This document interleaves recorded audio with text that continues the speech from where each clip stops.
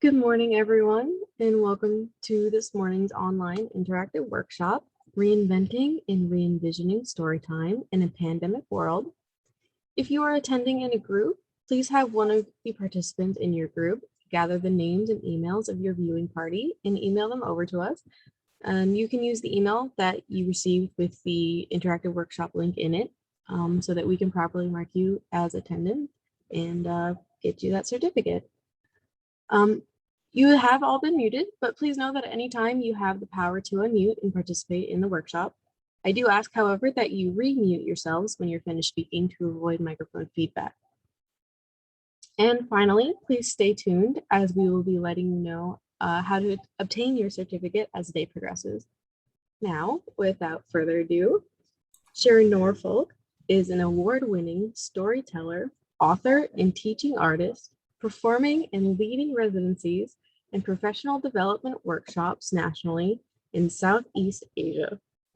Since the pandemic began, she has turned to virtual programming, delivering workshops, performances, and residencies in Singapore, India, Taiwan, as well as across the USA.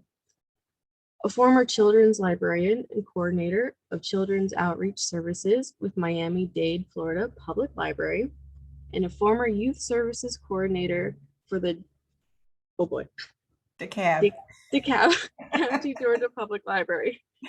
She is a sought-after professional development trainer. As a performing artist, she is a dynamic storyteller, telling well-crafted and age-appropriate folktales from around the world. As a teaching artist, she uses storytelling as a strategy for teaching pre-K through 12th grade curriculum.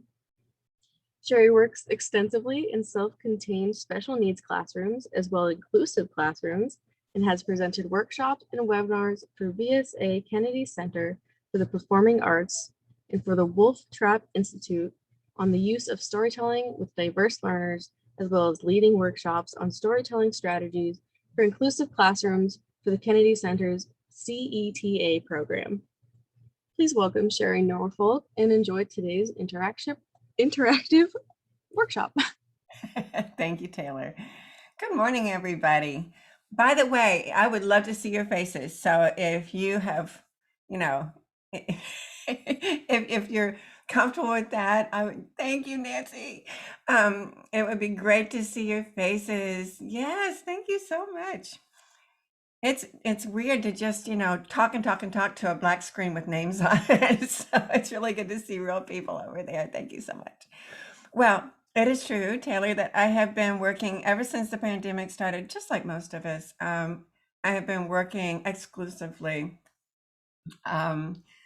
virtually and with kids of all ages all over the world, literally. And I've learned a lot by trial and error.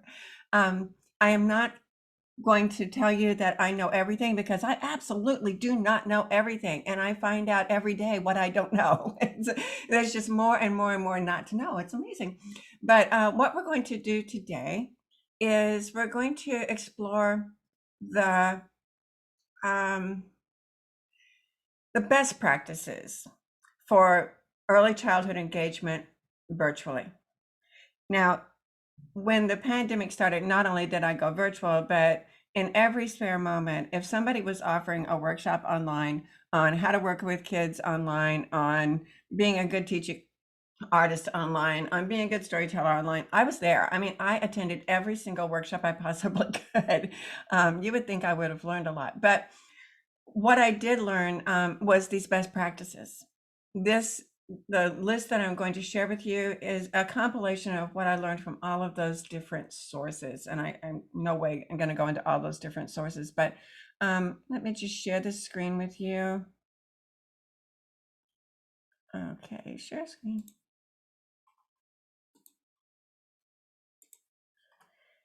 And here it is.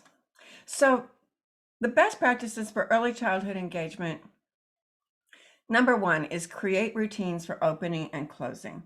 We have always known and we have always created those routines for opening and closing. It's what we do in preschool story time, right? And in early childhood story time. It's even more important now. all of the studies are telling us, and we are experiencing, that children are traumatized by what they have experienced in this last year. And trauma leads to the real need for creating routine. And so we have to do what we can to create a routine for opening our program, for closing our program, and for the ways that we interact with the kids throughout the program. And that means that we need to use songs and chants and rhythms to give instruction and to get into attention and to create smooth transitions, rather than saying things like, all right, sit down, come to the screen. You wouldn't do that anyway, but I have heard teachers sometimes resort to just giving an instruction rather than making it a smooth transition, making it more of a game that kids will respond to more positively. We need to provide opportunities for movement if we possibly can. For one thing, we're the ones sitting in front of these cameras, and it's really hard, at least for me, to sit still for very long. I figure about the moment I need to move and get up, the kids do too. We know that kids need those opportunities for movement, and that some kids are kinesthetic learners. That means they only learn when they do, or they learn about 85% of the time when they do. If we are not giving them productive ways to move, then they're not going to be with us for very long. So we're going to provide those opportunities. Now, I will grant you that it's harder and harder to get the kids up and moving in this virtual environment. I think part of that is that they have been told, sit in front of the screen, stay in front of the screen, and they're pretty good at it now, to the point where some of them just don't move, even when you plead with them to get up and dance or whatever, they just sit there. But we have to give them those opportunities. We also have to provide opportunities for lots of interaction. Studies tell us that pre-K kids typically will only maintain focus for about 4 minutes or less without some kind of participation and interaction. The same studies say that adults are no better. We can't pay attention for very long without needing some kind of opportunities for interaction and participation. Yeah, the studies also tell us that we need to go slowly with frequent recaps and check-ins to make sure that they are following what we're doing, and repeat. We know that's absolutely essential. I'm going to put a caveat in there. Okay, we know that kids need repetition in order to learn, but we also know that our brains stop paying attention to repetition. So when we repeat, we need to try to provide some novelty. Do it one way, do it the same way again, do it the same way again, but the next time change it. And we'll talk about those kinds of things. And then providing time for kids to process the visuals and the narration. It takes a little bit longer to process what we're seeing on screen. Maybe it's because we're not paying attention as much. I don't know, but we're required to give kids more time to process. And I will say I'm probably one of the worst at that because I tend to talk fast, as you're probably already noticing. But I can see on the kids' faces when I need to slow down, and I respond to that. And I know you do too. So these are the best practices that we're going to be referring back to over and over again throughout this workshop. So let's see if I can make this. Yeah. Here's the one that I'm going to talk about the most. You're going to be sick of this phrase. Eric Booth is the godfather of teaching artists. Now, you're a teaching artist. You might not call yourself that, but if you are a children's worker who is doing story time, you're a teaching artist. You're using movement and songs and rhythm and character voices and sound effects. Boom. You're using puppetry. You're using all kinds of arts to teach children the joy of learning through books and literature. You're a teaching artist. And Eric Booth's law of 80% is 80% of what you teach is who you are.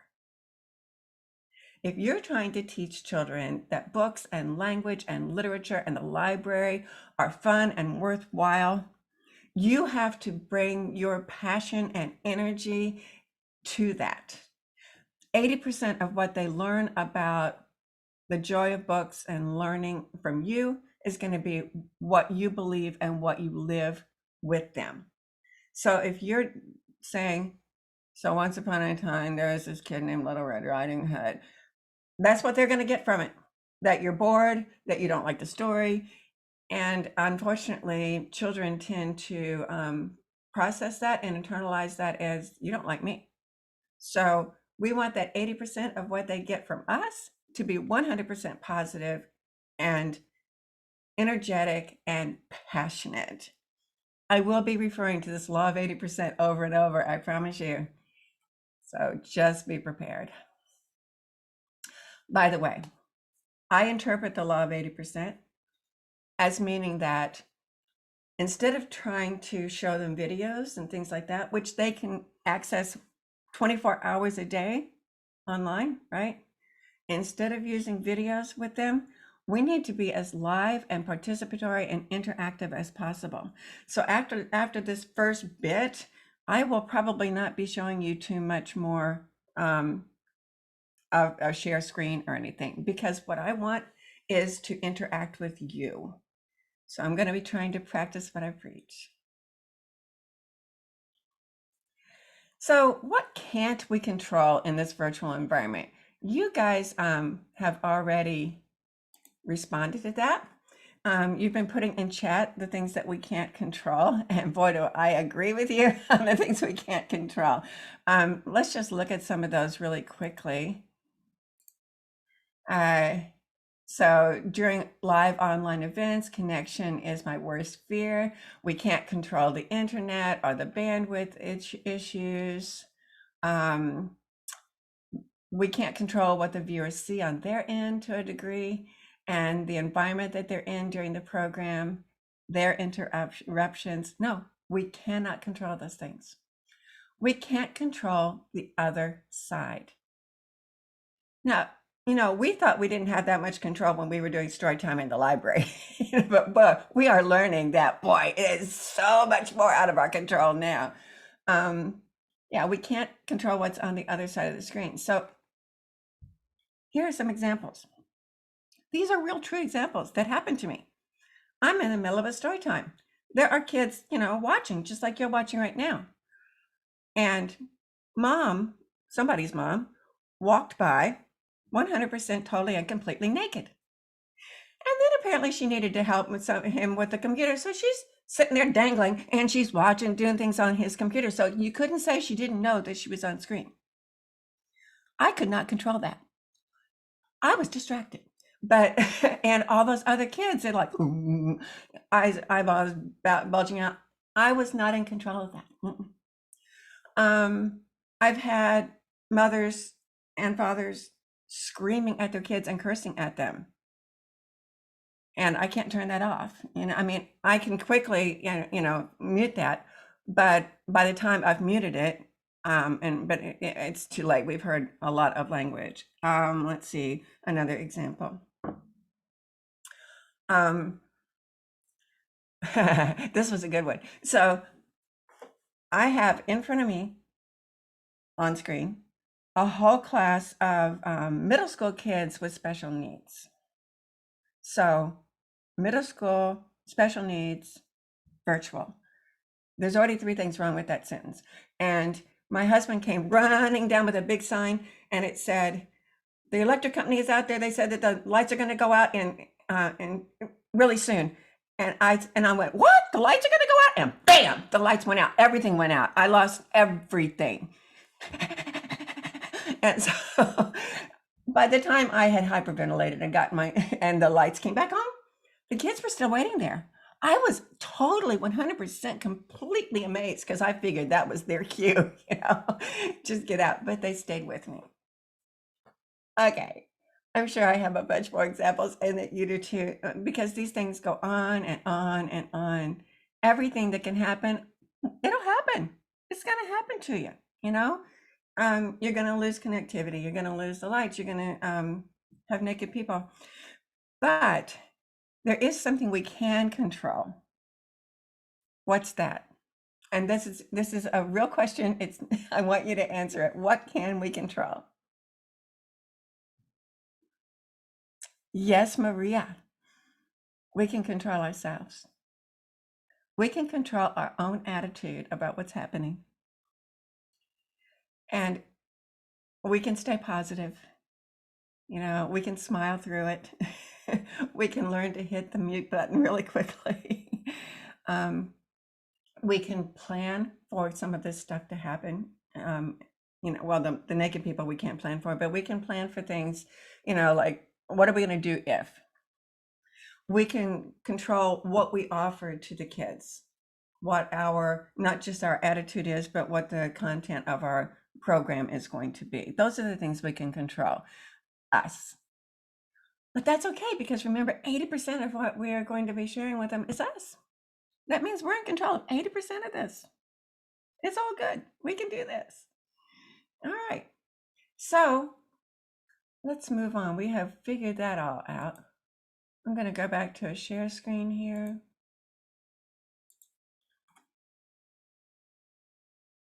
Yes, I am. There it is. Okay. So we're not going to go to breakout rooms for that one. In a minute, we're going to. Don't worry. So let's apply those best practices to story time. And the first thing we have to talk about, and we're just going to get this out of the way, the first thing we're going to talk about is copyright considerations. It's a boring topic, but one that is absolutely essential to understand. So right at the very, very beginning of the pandemic, you can see the date down there, March 24th, 2020. Sarah Ostman of the ALA Public Programs Office wrote this article, Online Storytime and Coronavirus, It's Fair Use, folks. Now, she came to that conclusion by talking with lawyers, copyright lawyers, and here's what it's based on in case you just kind of need to know this so that when you can respond to parents or whoever is concerned, maybe your director. So fair use is law that helps us determine the lawfulness of certain uses when the answer isn't as clear as live story time. So we have to consider 4 factors: the purpose of the use, the nature of the publication, the amount of the work used, and the effect of our use of that work on the market. So in consideration of story time, the purpose of reading the book aloud, of course, is to instill a love of reading and to help children love to read. That's a nonprofit use because we don't make any money for ourselves, don't we know it, by reading aloud. So that's all good. The nature of the book refers to whether the book is published and whether it's fictional or more factual in nature. So obviously we're in libraries, so basically the work that we are using is published. And for the most part, we share fictional books in Storytime. In our case, the amount of the work used is usually the entire story. A lot of times when we use the factual books, the nonfiction, we might just share 2 or 3 pages of the book. But when we're doing a story, we tend to go all the way to the end. We don't say, so read that and find out what happens last. And the effect on the market should be positive because people are more likely to purchase the book if they hear about it through Storytime and their child likes it, right? So in conclusion, the nature of the work, creative, and the amount of the work, the whole thing, are kind of a wash. Illustrated storybooks are always creative, and to read a story from beginning to end is the point of Storytime. The purpose and the effect on the market are positive. So reading a book aloud to kids is a nonprofit activity that benefits society. And even though we usually plan to read the whole book, that will likely serve to enhance the sales of the book by bringing attention to it. So Storytime is covered by fair use and there's no need for permission or a licensing fee. However, that's when we're doing live stream, and it's not the same thing if it is recorded. So here's another caveat. If you're live streaming, on Facebook, Facebook actually does record that. So it is in somehow available still. So your job, if you are going to live stream on Facebook, or if you're going to record the story time and make it available, let's say on YouTube, you have to get permission to use that. And so here's what you do. You consult the SLJ, the School Library Journal, COVID-19 Publishers Information directly. This website is in your handout. So I just wanted to show you. I have a website. However, there are some issues with that too, because it's out of date. So here's the thing. When you go to that website, it's going to say, Scholastic. Now, Scholastic originally, and all of them originally, gave permission up through June 30th. Some of them then extended it. No, it is now extended to June 30th. It was up to, I think it was December 30th when they first published it. And they said, it's going to all be over with by then, so everything's cool. And then it wasn't all over with by then, so they extended to May 30th. I don't think they're going to keep on extending it, folks. I think that we are going to have to keep on watching and checking those websites. So each one has a little bit different requirements. However, basically, most of them want you to acknowledge the publisher at the beginning. We're sharing this story by permission of Scholastic, right? If you are going to record it, there is almost always an email form on their website that they would like you to fill out and submit. It's really simple. And they don't, most of them say you don't even have to wait for permission, but they do want that information. They're collecting that information. Then if it's going to be recorded or even live streamed, they have very specific step-by-step instructions what they want you to do about that. Yeah, I mean, it's all there. And so it's up to you. It's your responsibility to check those publishers. We could spend the entire day today checking publishers, and each one of them is different. And because things have had to be extended, at this point, it's probably a good idea just to go directly to the publisher's website and see what they're saying right now. I've had a couple, let me see if I can find it. I had a pop-up book that I wanted to use, and that publisher's Little B, I couldn't find it, and finally I did find it, but I wrote to them. They didn't have anything published on their website about what we were supposed to do about getting permission. So I wrote to them and got an immediate response. And they said, "Oh yeah, you can have permission to do that." And then a day later, I got another response saying, "Wait a minute, we don't have copyright to that. I've got to contact the author illustrator." And a day later, I got permission from the author illustrator. So the publishers are being very responsive. I was super impressed by how quickly they were responding to my request. But it is a little bit of extra that we have to do. Okay, so before we move on from there, do you have any questions or comments? Okay, so that's the fun part. And we're past it. All the fun we're ever going to have, we've already had this morning. So there we go. So given that we know about copyright now, how do we share picture books virtually? I think it's one of the most awkward things I've ever tried to do. When I first started doing story times virtually, the first idea was, I know how to do this. I've been doing story time, since the back of beyond, and I know how to do this. And it turns out I don't. And so, because you hold up the book,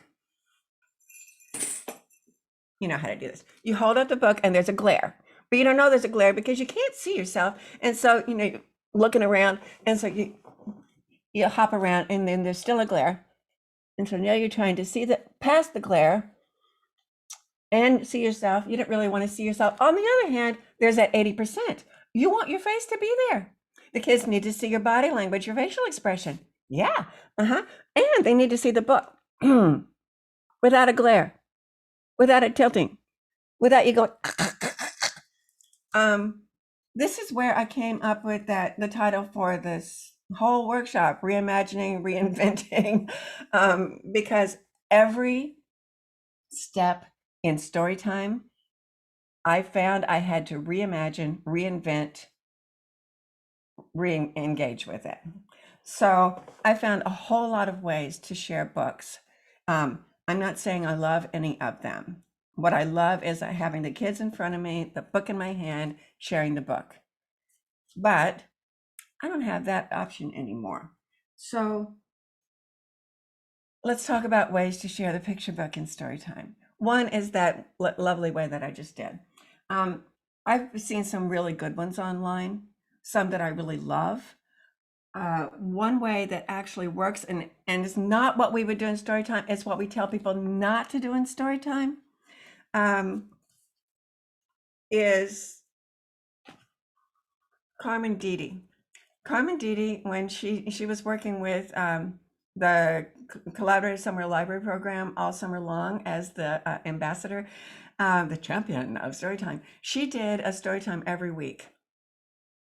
And the way she did it was she would say, okay, I'm going to read the words to you, and then I'll show you the pictures. I promise I'll show you the pictures every single time. And then she would read the words in a way where she wasn't doing the whole craning her neck, trying to see sideways thing. And then she would hold it up and show it to the children and give them plenty of time to process the pictures. She would even point out things that she wanted them very specifically to see. It worked. It felt like sitting at your grandma's knee listening to Storytime. It really, really worked. I asked her how she figured it out. You know what she said? It took her hours to do every single one of those videos. She practiced and practiced and practiced and practiced and practiced. Now, Carmen is, she is a perfectionist. We can't all be perfectionists, and we don't have time to be perfectionists, but that did work. That one worked for her. I would like to hear from anybody who has been doing virtual Storytime. Show and tell us, and maybe even show us, how you've been sharing picture books in Storytime.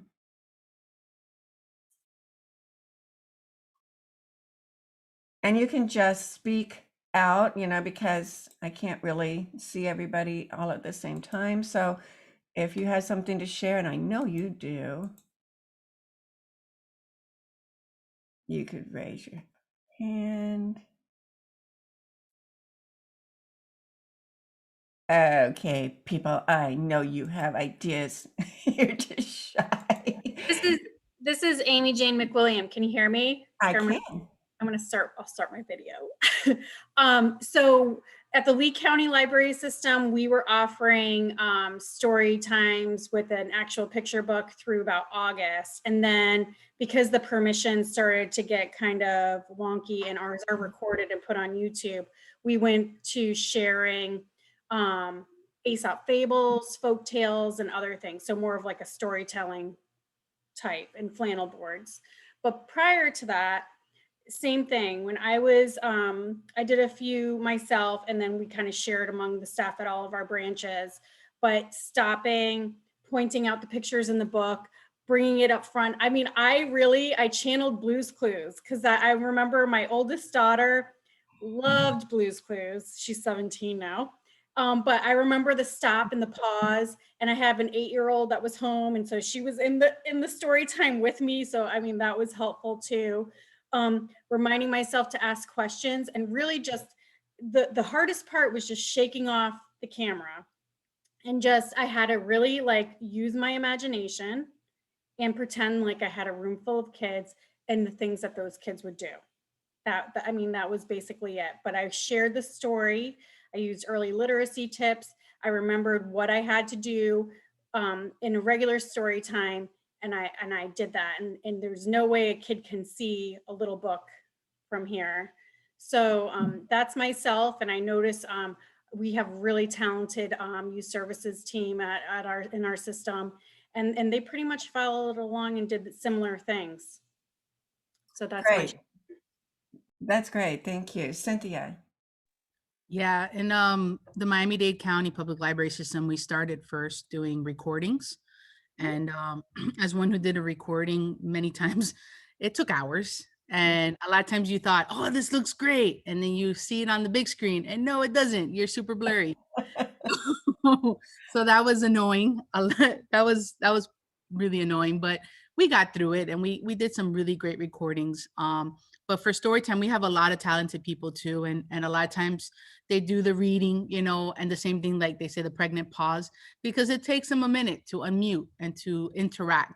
So if you get impatient, you have to just wait. Don't be scared of the silence. And I know some people even scan the book and share screen the book and talk, so that they Yeah. see. So we do that. And a lot of co-hosting happens too. So myself, I do story time with like Miriam, and sometimes I'll be reading the book and she has the same exact book, but she shows it, and we're both Nice. spotlighted. So different techniques, but the most important is the pregnant pause. Wait for the kids to unmute, because they will, and they will take over, and then make sure to mute them, but don't mute all, because then you mute your co-host too. Very, very good points. Yeah, but it does take a while. You can see the kid, doing, getting ready. So you just wait, It's not fair to ask them a question and then not give them time to answer the question or to respond. So we're getting really lots and lots of ideas here. Amy Jane says, we are so flexible and forgiving with in-person story times that we forget to be the same during virtual. Yeah. Yep. There are lots and lots of responses in chat. Deanna says, there's only me doing them. I record and post for a week unlisted. I don't aim for perfection, laughing at my mistakes. I can't aim for perfection. We don't aim for perfection in real life story time. But there's something about that there's a camera on it that we feel like, oh, we've got to be perfect. Carol says, yesterday I used virtual backgrounds behind me and another displayed on the table through the webcam. Inserted finger puppets over the virtual background. Nice. Kelly says, I would be curious to see how many people use some kinds of video and tech training to help with preparing virtual story time. So let's find out. I don't have any. So what we can do is just go down to the reactions thing. If you have done any kind of virtual story time, how about if you put a heart? Just pretend you love it. Put a heart. Quite a few people, and then there's a lot who haven't. That's interesting. How many of you are recording your story times and then showing them? You can leave a heart or then put up a heart. Renee says, we pre-record using 2 cameras, a document cam on the book and a camera on the reader.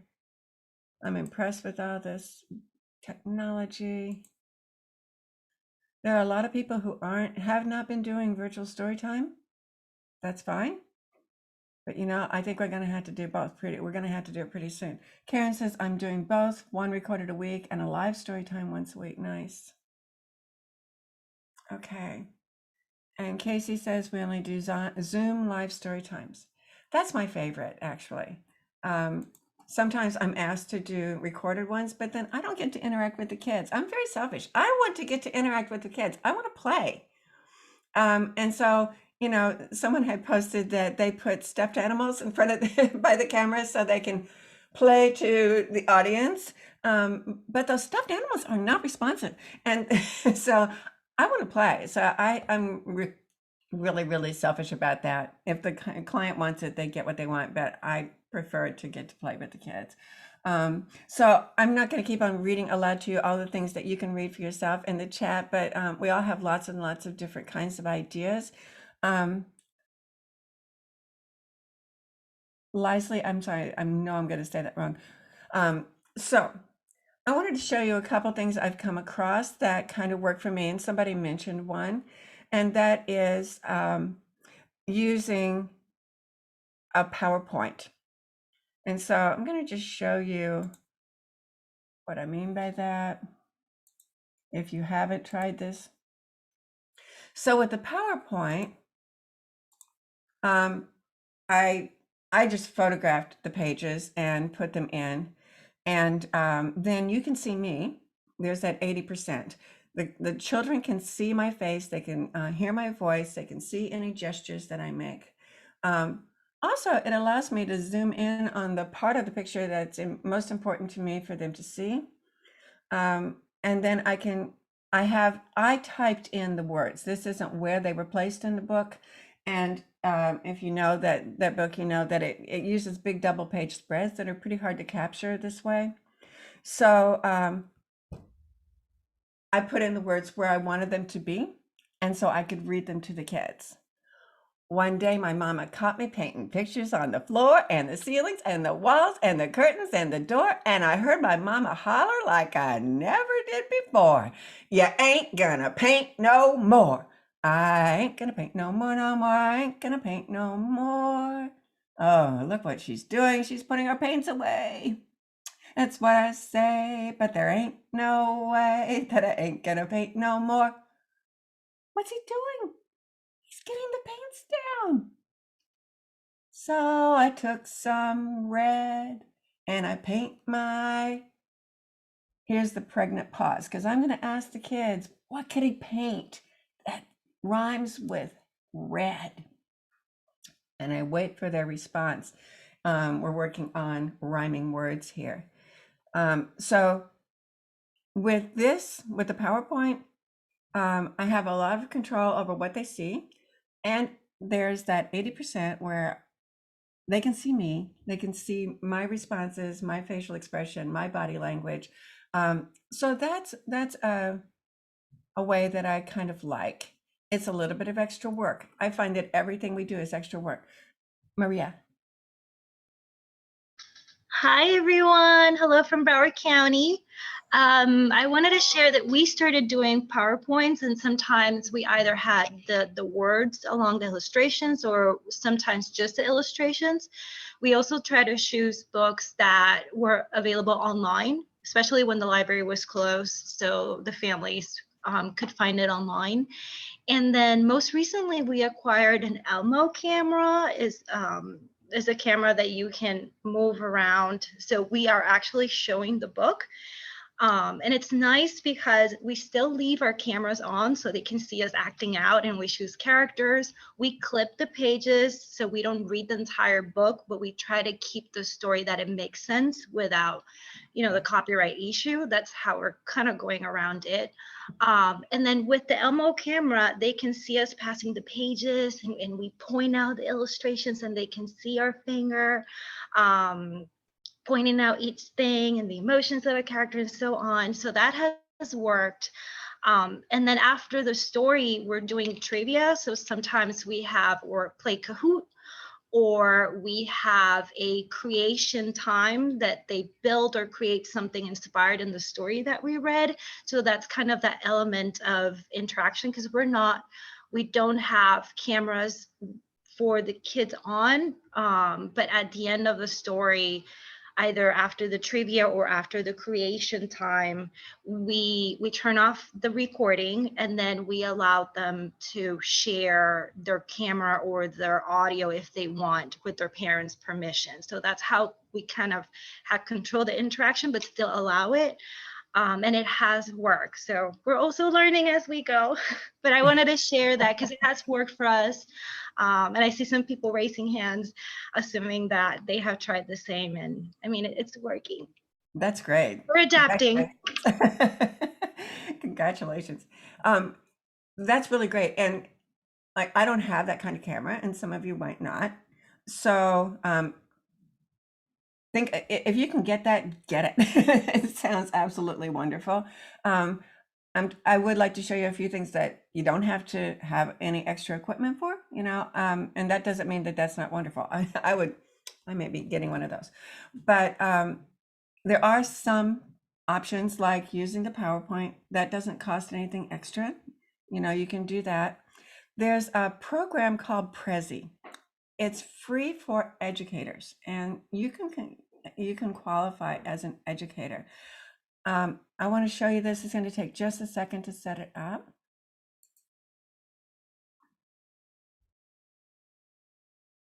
And what I like about this particular program is, well, it's free. I think that free is really good, but also it allows that 80%. So give me just a second.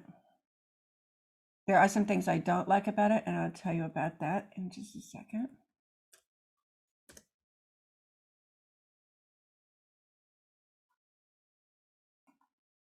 All right, just want to give you a glimpse at what this can do. Hi, this is Prezi. Now, right now it looks the same as usual, but as you can see, I can put in a little bit of a frame or a setting, and then I can advance and show you the cover of the book. So this is the cover of the book. Here's the first page. If I want you to see me while I'm reading you the story, then I can present it this way and then let you see the book more clearly. Down by the pond, there lived a caterpillar who was very proud of being different. She bragged about it to her friends. When I grow up, I'm going to turn into something else, she told the snail. Let's see what happens next.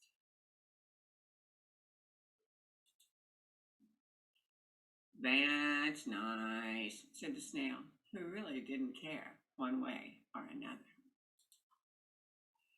So that is crazy.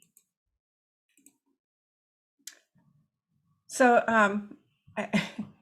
it's really a cool program because there are dozens and dozens of different frames and scenes that you can use. I just chose one at random, basically. I love that really smooth movement. It just looks so professional. What you do is basically you make a PowerPoint of the book, and then when you go to Prezi, you just say, get PowerPoint. You click on your PowerPoint and it puts it into the program. Here's what I don't like about it. That part's great and it looks beautiful. And Jose said he's used it a long time ago. Let's see. And Karen says, I've used Prezi for a million things. I never even thought of doing it that way. Oh, good. So you can teach the rest of us how to do it, Karen. So I've done it that one time. My big problem with it, and I may be doing it wrong. I'm probably doing it wrong. I know that it takes over your camera. So the moment you are using Prezi, you're not using your computer's camera anymore. What that means is, for me, I can't figure out how to share screen. So if I'm doing a workshop like this, if I use Prezi the way it's intended to be used, I can't then also share screen. It doesn't play well with others. So you have to use it for the entire program or not at all. I'm sure somebody else knows how to work. Yeah, somebody just said, does it work with Zoom? Well, what I just did was use the video on the online video. I didn't do it live. If I were doing it live, it would take over my camera. But it's so cool. I mean, it's definitely worth it for a story time because you would use it all the way through the story time. I have friends who use it 100%. That's the only way they do story time. And it looks beautiful. And I just love the way you can bring your face in, bring it out, move the camera. And I mean, it's a beautiful program and it's free. So, so there you go. Okay. Let's see. And somebody mentioned using online media like Hoopla. That is great for sharing the book. The only problem with it is what we talked about before, that 80% is gone. You know, we can't show our faces when we do it. We can be the narrator, and that's a really, really good thing. But we can't be there. And again, I think that that's a really important element. So as you explore and try different ways to share your picture books, make sure that you are as much a part of that as possible, that you don't just share a screen. Oh, so Deanna says we can use Hoopla on an iPad in front of the camera. Really? Okay. So here's okay, it's something you've already probably figured out. I am not super techie, and I'm not trying to be. I'm trying to be the 80%. That doesn't mean that you shouldn't be super techie, and that if you are, that is great, and I envy you. But it's also not absolutely essentially necessary. So if you're one of those people like me who say, but yeah, but I'm not techie and I can't do it, I can't do this, I can't do this, you can do it very untechily like me. I'm pretty sure that's not a word. Okay, so those are some ways that we can share picture books. There are some like some I find that I can't find my book. There it is. Okay. I find that some pop-up books work really, really well on camera. And I do have permission from Dial Books for Young Readers to share this book. I'm not going to do the whole thing. I just want to show you that sometimes, and this is whether you do it in person or on camera, there are some ways to make it even better. So at the beginning of this book, you have the wide-mouthed frog, and he can talk. But then once you close that page, he doesn't come back again, but he talks all the way through. So what I have found is I put my hand, I put a finger right there on that page. So I am the wide-mouthed frog. I don't want to eat flies. Blah! And off he goes, boing, boing, boing, boing, boing. So that was the wrong place, actually. I'm sorry. Here he is. I am a wide-mouthed frog. I don't want to eat flies. Blah! Boing, boing, boing, boing. Till he talks to the bird. Then he talks again. So I keep that finger there so I can keep going back to him so he can keep talking and showing up. Oh, for whoever's from West Boynton, your question is, how would sharing on Hoopla be different from the PowerPoint? With the PowerPoint, they can see your face. Your face appears up in the corner. With Hoopla, it does not. So that's up to you. So sometimes using those 3D picture books, they can work really well. I want to back up a little bit now. We're talking about picture books, but how can we start the story, the whole story time, with a routine? What is your routine for starting story time? I'm going to show you mine. I start every story time, whether it's live or virtual, with this.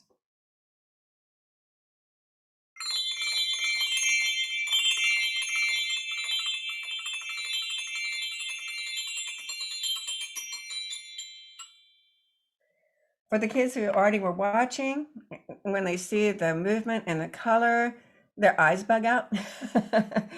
For the kids who are still playing around and doing other things, the moment the sound starts, they come to the screen. And it works every time. It's called Rainbow Carousel Bells.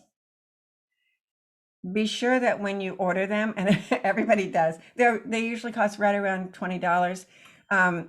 Make sure they spin, because there's apparently a product out there that looks just like this, but it doesn't spin, and the spinning is essential. So I start the program with this. When it stops, I say, those bells mean that it's story time. And then we almost always, well, I'll say we always sing If We're Happy and You Know It. But the thing is, I never sing it the same way twice. So we're going to do the repetition and something they're very familiar with. almost every kid on the planet knows if you're happy and you know it. So I want something familiar and comforting in that way, but I want it to be different so they know that this isn't going to be a boring story time. So if you're happy and you know it, nod your head, boom, boom. If you're happy and you know it, nod your head, boom, boom. Or if you're happy and you know it, bounce in your chair, boing, boing, boing. If you're happy and you know it, bounce in your chair, boing, boing, boing. Or flap your wings, or flap your ears. I always try to make a sound effect with it for those auditory kids, and something very kinesthetic, something very visual for the visual kids. So all of us are engaged and ready to move on. The way I end every program is using a little song that's something like, well, it always has to do with whatever the theme was. So let's say we did farm animals. When cows go away from story time, they always say goodbye. Moo. When chickens go away from story time, they always say goodbye.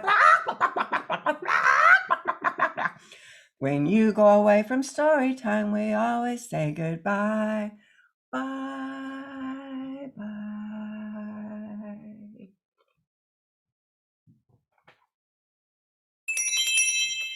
So when the bells finish, story time's over. And so that's the beginning and end of every program. And the kids let me know it if I forget to do the bells. So here's what we're going to do. I'm going to put you in breakout rooms for about 7 minutes. And I'd like you to talk about what your favorite ways or what your routine is for beginning and ending a program. And be ready to share out. Have at least one person in each group share out about what their favorite is. And if you don't have time to share, then put it in chat. Let's see. So we're going to go in breakout rooms for about 7 minutes. Make sure you take note of what breakout room you're in, so I can say breakout room 1. What do you have? Because otherwise everybody goes, no, I don't know what breakout room I was in. Taylor, can you put us in breakout rooms, please? Yes, ma'am. Thank you. Here we go. They've all been opened.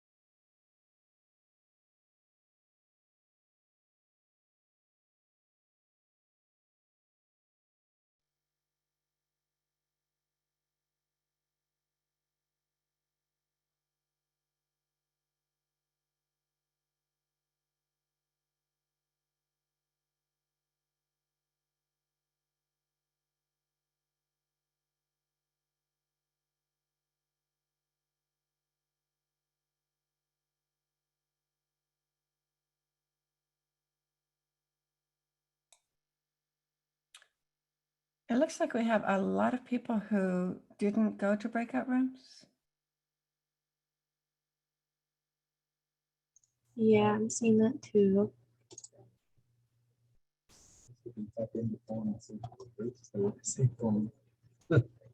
Don't know if these are people who stepped away, maybe. It could be. It's really only 5 people. Mm-hmm. Yeah.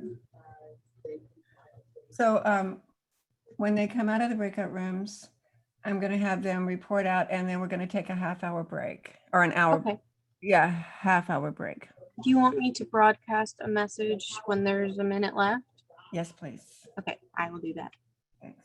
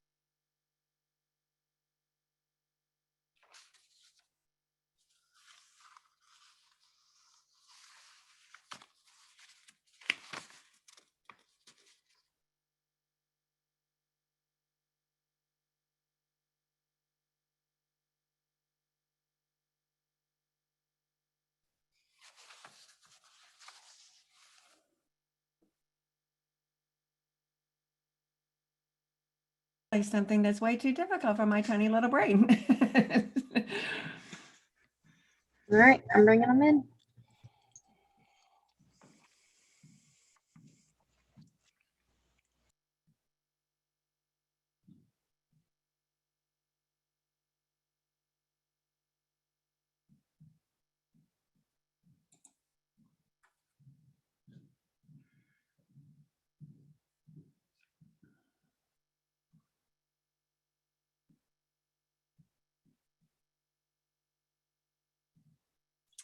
I love watching everybody come back.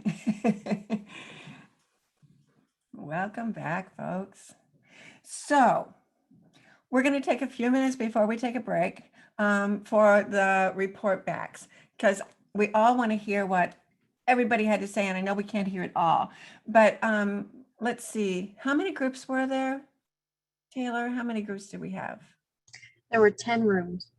All right, so we're going to start with room 10. Somebody from room 10, tell us what your favorite was. Oh, look, everybody's got, I see faces. Oh, I'm so excited. Okay, room 10, what did you come up with? I guess I'm the spokesperson for room 10. So we happy. So everybody has like their opening song as well, and their closing. Some people don't like to use common songs like the If You're Happy and You Know It, because some rhymes that we do can have that same feel. So they like to use that for their actual story time, and then something else non-related in the beginning or end. For myself, I was telling how I do, because I do bedtime stories. That's my thing. My go-to is bedtime. And we do at the closing, we always play Lori Berkner's Good Night. And then I make sure everybody gets their plushies. And then at the end, after the song, I spotlight the kids introducing their plushies and the names of their plushies. And they really love that one moment, because I'll get them screaming my name, Miss Cynthia, me, you know. So it's cute. I love that part. That's Um, lovely. Thank you. yeah. So we have in our group there was 5 of us, and 2 of us have been doing Zoom story times, and the rest have been doing YouTube, posting unlisted for a couple days on YouTube. So it's a mix of different things, but some have been doing crafts as well at the end of their story time. So that's kind of how their beginnings and ends go about. Thank you. All right. That was group 10. We're going to group 9. Good morning. I'm Dana, spokesperson for Group 9. We had a really great discussion. It was Gloria, Kathleen, Jaisha, Lauren, and myself.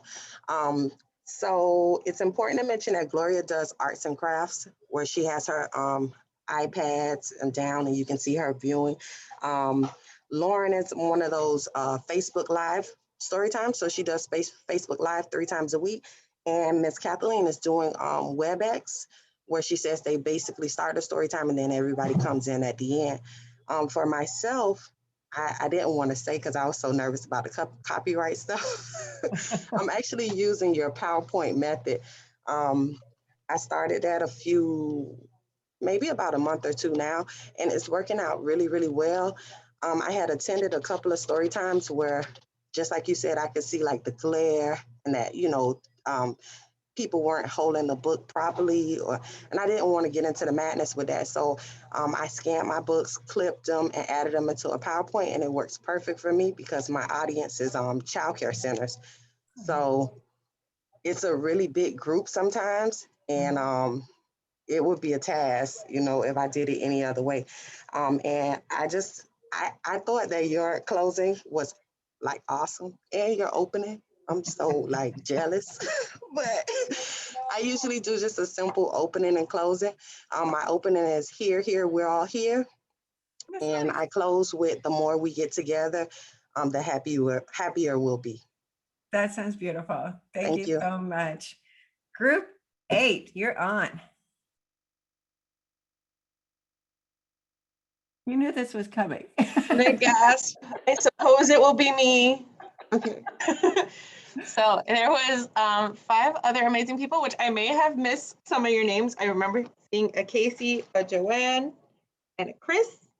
I believe I had a Deidre. I'm not sure. Forgive me. I do apologize. We definitely talked about the different ways we started, but I did have a question for one of our fellow friends that mentioned they did a crazy dance at the end. And it was a pre-recorded dance that they would do and sing, and the kids got to all dance all these crazy dances, whatever they felt like doing. Most of us do Zoom, and a few of them mentioned that they did YouTube. There it is, Joanne. And I was really interested about this silly dance, the crazy dance. You don't think that maybe Joanne could demonstrate it for us? Yeah. Joanne, you want to come on and demonstrate? Show us. And then we all had different forms of like intro songs. I was mentioning to them that I do bilingual. I do a Spanish, and then I do American Sign Language. So we do Hello Friends, and we also do a Hello Friends in Spanish as well. But Nice. that's all I've got. So Joanne posted in chat that it's the Jim Gill Silly Dance Contest. And Jim Gill has videos of all of his songs and all of the actions and everything online. It's Jim Gill. He has a YouTube channel. Totally free. It's wonderful. Okay. No, they're not $69 to over $300. Okay, sorry about that. Sometimes anyway. Group 7, show and tell. Okay, this is Amy Jane, and so we had 5 folks who kind of do things a little bit differently. Robin is doing in-person story time. So she interacts with the children before, she starts sharing stories and things. We had another member who also uses puppets to interact during the stories.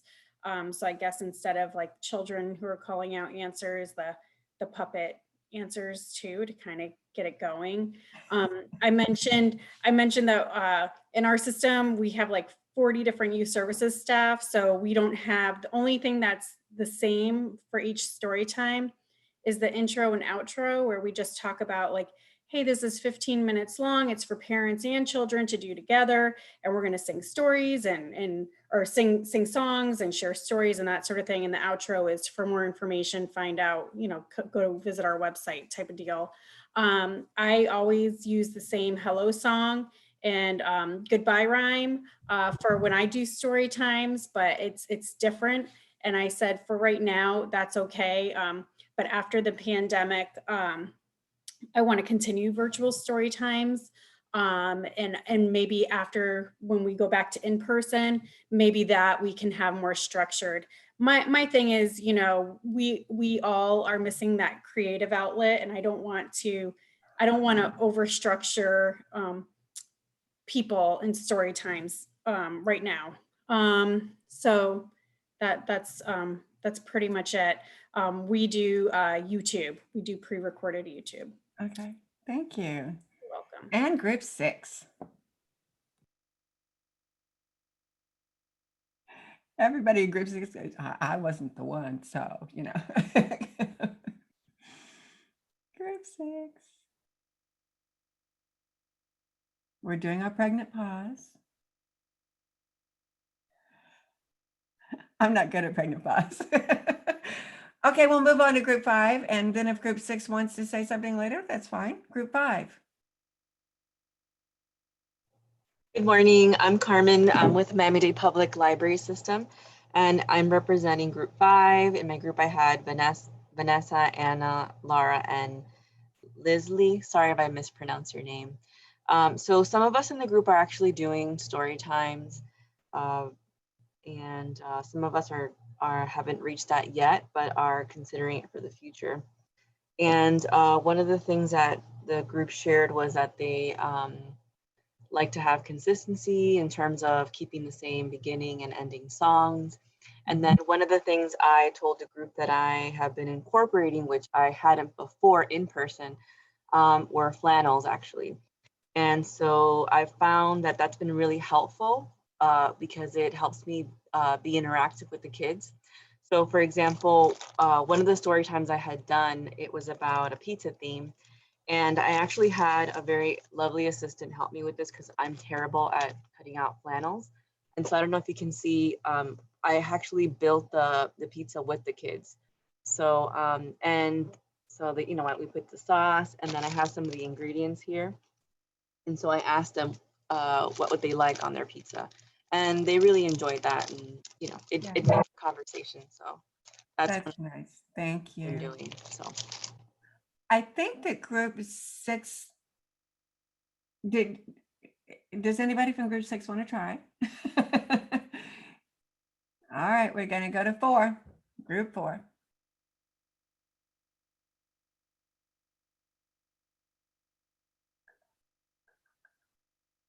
Pregnant pause. 5, 4, 3, 2. All right, I'll do it. I said not it, but I didn't win. Okay, my name is Judy. And in my group, I had Noelia, Kiva, Lourdes, and Carol. I think that's all of us.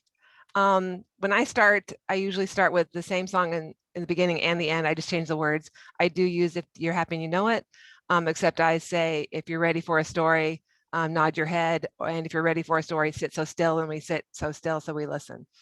At the end, if we've been dancing around or whatever, if we're up, we always do shake them high, shake them low, turn around and sit back down. And then we sing, if you had fun reading stories, wave bye-bye. And I finish with that. That way they calm down and then I can exit. So it's always the same at the beginning, same at the end. Noelia does the same thing. She has a Buenos Dias song. that she was singing I've never heard before, but she does the Spanish story times. So I did the same with that. Carol said she does Hear My Glasses. I'm not familiar with that, but she did have audio, so I couldn't hear. Let's see, Kiva, let's see, Carol and Lourdes does something with elephants. She also does Spanish story times. So I'm sorry, you guys can jump in if you want to correct what I said. Some of us didn't have audio, some of us were typing in chat, so we're going back and forth. So that kind of sums up what we did. Thank you. Thank you. And now group 3. Hi, I'm Melissa from Group 3, and we also had Maria, Anna, Deanna, and I can't remember the other person's name. We didn't all have audio either, so that made it a little more difficult. But we came to the conclusion that we have been doing it wrong. Because our in-person story times, we do that intro and that closing song and activities, but we haven't been doing that with our recorded or Zoom story times. We do ours recorded, and we announce the publisher and the author and all of that, and then just jump right in. And Maria said they do basically the same thing with their Zoom ones. They put their announcements, how to troubleshoot technical issues, and then just jump right in. So we've decided that we need to change that, because our in-person story times, we did that and we were lively and whatnot. But we don't do that now because I think part of the problem, at least what I see the problem, is we don't have that interaction with a recorded story time. There isn't someone sitting in front of us. We don't have that, the kids smiling at us and excited and, oh, Miss Cindy, Miss Melissa, we're so happy to see you. We don't have that. So we're still animated in the video, but we're not the way we would be in person. Person that does story time at my branch, they do have their dog shows up in every story time video. That's great. Yes, she sits on her couch. So she does get her own body and her book in the picture, but she decided that if her dog does not make an appearance, it is not story time. So well, then that's the routine. You have a routine. She does. Well, yeah, I guess she does have a routine then for that. But she doesn't do her opening and closing. Yeah. So we need to change that up, I think. I wouldn't say you're doing it wrong, but I would say that perhaps you could try creating that routine, because those kids are there, Yeah. And they need that routine. And that lets them know, hey, story time's starting, and there's the dog, so we can get going. Well, it's kind of hard to do Ring Around the Rosie with one person in your living room as you're closing. I know. Believe me, I know. Okay, group 2. Hi, sorry I don't have video, but this is Kelly for group 2. And I had in my group Nancy and Tally, which Tally had to go, but Minerva, Mary, and me. And so we just kind of talked about our different opening and closings. And from the last group, I was like, I wonder if I did do a hello for my last recorded one. And I looked back and I was like, no, I did not. So it is like kind of, when you're recording, you kind of almost forget your format in some ways. But so we typically do the same opening and closing. I was talking about how my favorite is Jay Brary's Bread and Butter. I don't know if anybody knows that one. It's the clapping one where you're like, bread and butter, marmalade and jam. Let's say hello as quiet as we can. Shh. And then you do it again. And of course, their favorite part is let's say hello as loud as we can, because it's so taboo to be loud in the library. But they can do that because they're at home. And we also talked about STEAM Storytime. They did a closing, it's like they would read the story and then do a closing with a STEAM related activity. Or also we talked about laugh yoga, which I thought was really cool. So you stretch and you laugh and you do yoga poses, ending with positive ending and beginning with positive affirmations and yoga with the kids to get them to calm down. Nice. Talked about using crafts and all that, but yeah, being consistent with the openings and closings. Very important. Thank you. I love the laugh yoga. And group 1. Yeah. Video. Okay. I'm here from group 1. My name's Irene. I know it says Denise, but there's actually 9 of us in this particular session all together with Denise. And so they got a bonus round with us. And then we had Jeanette, Karen, and Caroline. And I believe I missed one. I'm so sorry. We talked a lot about the different opening and closings. Can everybody hear me okay? Yes. Okay. And we talked about open shut them was one of them that they talked about. The wheels on the bus. Happy and You Know It was very popular. One of the discussions we had here in our group was we have 5 different storytellers. So every week on Zoom, it's a different storyteller. So they all have their own system for opening and closing, but it's not consistent across the board. So we don't know if that's good or bad, or if we should think about it, but that was something. And Miami-Dade was similar. They have their own story times. So the one that's doing it at one branch may not do it the same as the person that's doing at the other branch, but there's some consistency within individual performances, if that makes sense. Yeah, and I think that would be something for you to talk about within your group. You know, would you like to have a consistent opening and closing so that the kids kind of recognize it, or does each person want to retain their own? And I think there's arguments for both. So, you know, whichever feels right to you all. And the coolest one we had was one of the girls as her closing does freeze dance, where you love freeze dance. So she said sometimes they have to do it in the beginning and the end because it's their favorite. So sometimes she does it twice, but that was kind of the most unique idea we had. Yeah, I basically let the kids decide what we're going to do. So just like that. And group 1, you've been patiently waiting to share the riches of your idea. Oh, I was group 1. Oh, you were? Yep. See, I cannot count very well, especially backwards. Okay, thank you. That I was just telling Taylor while we were while everybody was in your breakout rooms, this is such a wonderful sharing group. You're so participatory that I really, really love it. We're going to take a 30-minute break.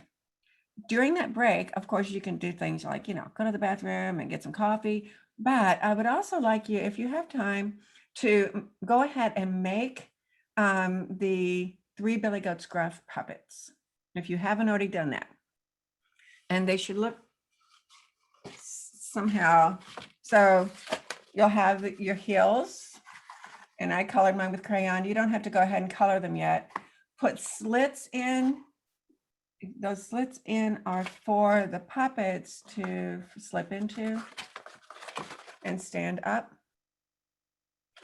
So you have your heels, one green, one brown. You have your river and your bridge. You cut it like that. And then you'll have your 4 puppets. And you don't have to get it all done, but we are going to play with this at some point after the break. So you have 30 minutes to prepare for us. So we should be back when the big hand is on the 10. Okay, half an hour. All right. Thank you so much to all of you who are here and participating.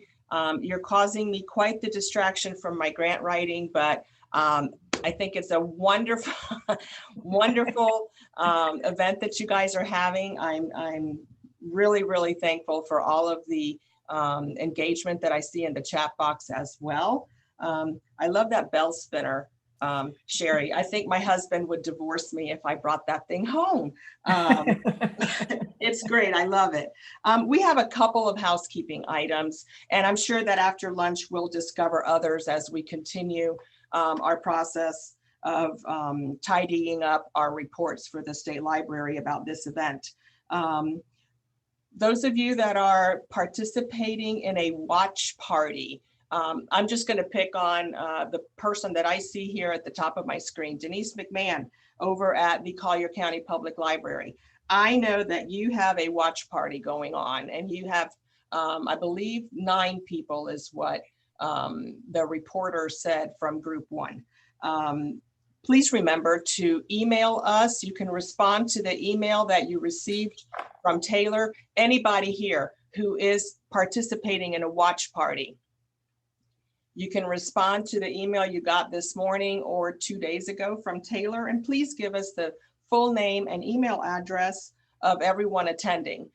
That's for our reports to Tallahassee, and that's also so that when we give you instructions for getting your certificates, that we'll have a way to communicate with you.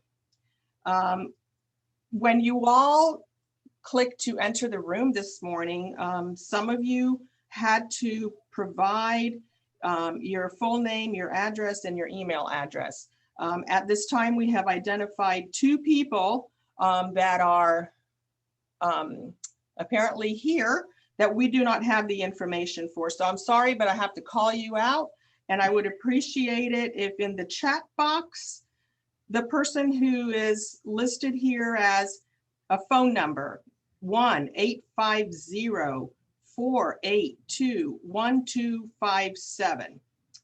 I know that someone in the Tallahassee, Leon County area. Could you please in the chat box tell us your name and your email address so that we can properly register you? That request also goes to the person who is identified as the West Boynton Library.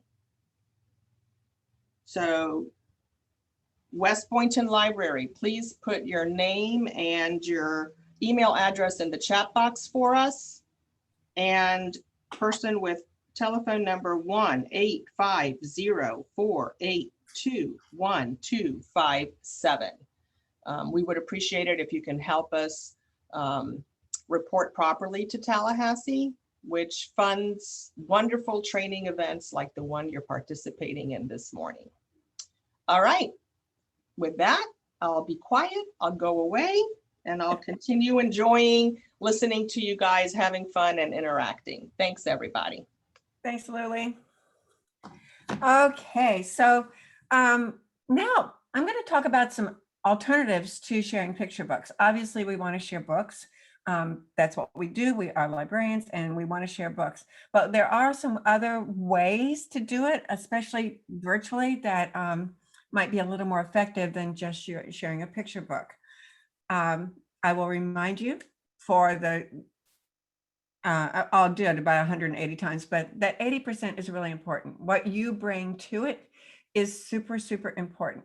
Somebody mentioned that you can use flannel boards to tell the story. And boy, flannel boards have had a resurgence during the pandemic. They had started to come back a little bit. There's that Flannel Board Friday website where you can get all kinds of great patterns and ideas for using flannel boards and ideas for making them interactive. So I just wanted to give a super quick demonstration. One of the things that I love about flannel boards is that sometimes they allow you to be more interactive than if you use the book.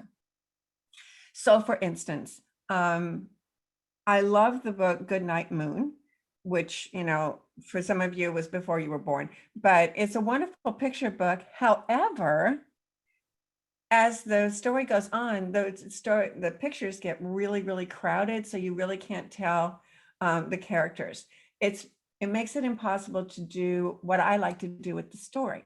So if you wouldn't mind, I would love for you to unmute right now and help me with this story. I'm not going to do the whole thing, just a little bit as a demonstration.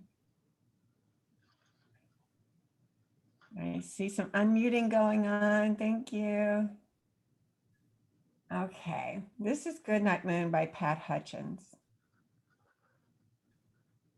When the sun went down and the moon came up, Owl tried to sleep, but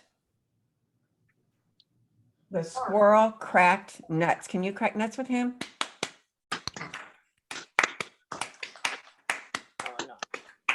Owl tried to sleep, but the bees buzzed.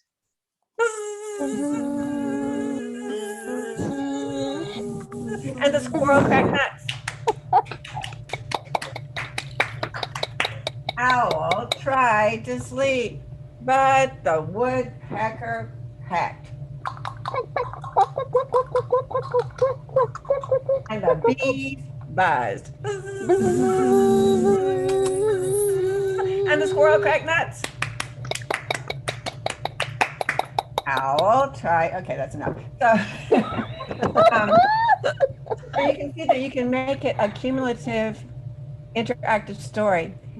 In the book, you can't, because you can't find the different characters. It gets really crowded, but it works perfectly when you do it as a flannel board.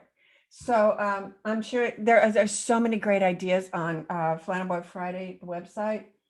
And like I said, flannel boards have had a resurgence during the pandemic because they are so easy to do and they make it very visual to tell the story. So what we're going to talk about is taking the story out of the book, but still making it visual. We still do make it visual. Obviously, you can just tell the story. However, I meet a lot of resistance when I say, you should just tell the story. And people go, So I thought I would show you some ways to make it visual. All right. First, you need a little stage. I have this elegant box that I have covered with a pillowcase. Now, I need a stand. And here's an important tip. If you're going to do this, always wear a plain top. No patterns, because the pattern. Oh, okay. Must be like some financial Do we reports. need to mute again, please? I become the backdrop now for telling this story. So I need to have completely a plain top so that I'm not competing with it. So let's see. I was doing the story, Good Luck Bear. And I found that I wanted to make it a little bit more active than the book. And so this is how I did it. So here's the bear. And, you know, Bear is looking for a 4-leaf clover. And first, along comes Mouse. Mouse says, "What are you doing, Bear?" I'm looking for a 4-leaf clover. "Oh, hey, wait a minute, I saw one over here." "Here you go." But how many leaves does this clover have? Let's count them. 1, 2. I need a 4-leaf clover. "Oh, good luck." And away goes Mouse. And then along comes Turtle. So I'm not going to do the whole thing, but this way we can count the leaves every time. And eventually Rabbit finds a 4-leaf clover, but being Rabbit, where'd my 4-leaf? I lost my 4-leaf clover. He eats it, so he's gone. And finally, oh, here's the 4-leaf clover. There's the 4-leaf clover. He eats it. And finally, Mouse comes back and finds a 5-leaf clover. So Bear has good luck. Obviously, this is for very young children. Actually, I created this for children with special needs. They were all 4-year-olds, but they had special needs. And I wanted something very visual and very simple to share with them. This is really useful. Some of you will recognize it. It's a drainer for baby bottles, but it looks like grass, and you can this is just cardstock. I can stand it in there and it stands up and it's very visual. Okay, here's another one. I'm just going to run some ideas by you and just let you, pick and choose what you like. If you don't like anything, that's okay too. So one of my favorite authors, Carmen Dede, wrote this book, Rita and Ralph's Rotten Day. I love this book and I love the illustrations. It is really basically impossible to share virtually because everyone is a double page spread and they have small details. So I don't see a lot of ways to do it where I can share the beautiful book. However, I did want to share the setting because it's important and the characters before I tell the story. So I made this in Wolf Trap. We call this coffee can theater, but it's little puppets. Now I'm not going to use it to tell the whole story, but I am going to establish the setting, the hills and the valleys and the hill and the valley, that in two little houses on two little hills, there lived two best friends, Rita and Ralph. Then I put that down and we tell the story together. And so you can help me tell it in the very beginning. I'm not going to do the whole thing. Don't worry. But can you make your hands like this, please? Okay. So I've already done in two little houses on two little hills, there live two best friends, Rita and Ralph. Every day they open their doors. They stepped outside. They shut the doors. And they went down the hill and up the hill and down the hill and up the hill until they got to the hill with the apple tree.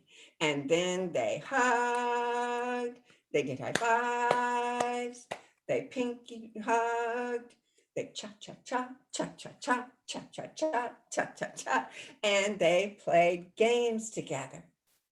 But one day they came up with a new game, sticks and stones. All right, so we tell the whole story with our fingers, just like the old Mr. Wiggle, Mr. Waggle, because that's what inspired this story. When Carmen tells the story, she does this. She doesn't try to use the picture book herself. She does this. So if you don't know the story already, Rita and Ralph start playing sticks and stones, and Ralph throws the stick or the stone and bunk, hits Rita. Ow! And Ralph says, oh, and they don't know what to do. So they run away down the hill and up the hill and down the hill and up the hill. Well, Ralph gets concerned and he decides he wants to say sorry. So he goes down the hill and up the hill and down the hill and up the hill and down the hill and up the hill. And he's starting to get really tired. And by the time he gets to Rita's house, he's not sorry anymore. He just yells, sorry, which doesn't sound right to Rita. So, and then Rita thinks, well, he's my best friend. So she goes down the hill and up there, down the hill and up there, down the hill and up there, down. And by the time she gets there, she's mad. And she says, give me back my pine cone, punk. So she goes back. And in two little houses on two little hills, two best friends did not get any rest or sleep. But the next morning, it was a new day. So Rita and Ralph opened their doors, stepped outside, closed the doors, and they went down the hill and up the hill and down the hill and up the hill till they met at the apple tree. And this time when they said sorry, it sounded like it. I'm sorry, me too. And they hugged, they gave high fives, they pinky hugged, they cha-cha-cha, cha-cha-cha, cha-cha-cha, and they played new games and they were best friends. So that's the story. It's tons of fun to tell with the kids, to do the actions, and they will do the sound effects with you. Yeah, the sound effects make it really fun. And one of the great things, I heard somebody say that when they do their story times, they share literacy tips, early literacy tips. Sound effects develop phonemic awareness. So they're not only fun and they engage the kids, but they also develop phonemic awareness. I mean, it's all good. It's just great stuff, right? Okay, so that was Coffee Can Theater. I'll show you another example of what I'm talking about. I love the book Mouse Shapes. Now, this book is short enough that I got lazy And I typed up the whole book and taped it to the back of the book. Sorry, what was the title of the Carmen Didi book again? Rita and Ralph's Rotten Day. Yeah. So Mouse Shapes by Ellen Stoll Walsh. Like I said, I got lazy and I typed up the whole book. It's a short book, obviously, and taped the words to the back. It's numbered, so I know when to turn the page. So I can share the book that way. But what I really like to do is to tell the story. And you know that in the story, I'm sure you do know this, there are 3 mice. Okay, so I have my 3 mice. 1, 2, 3. These little mice took me almost 3 minutes to make, and they cost less than 3 pennies. So let me show you how that's done. You take a Post-it note and you glue it together with Zone Stickum, and now you have a tube that you can put on your finger and make a finger puppet. Then to make the face, you fold it down. So now I have the head. I can make it round by folding all the corners under.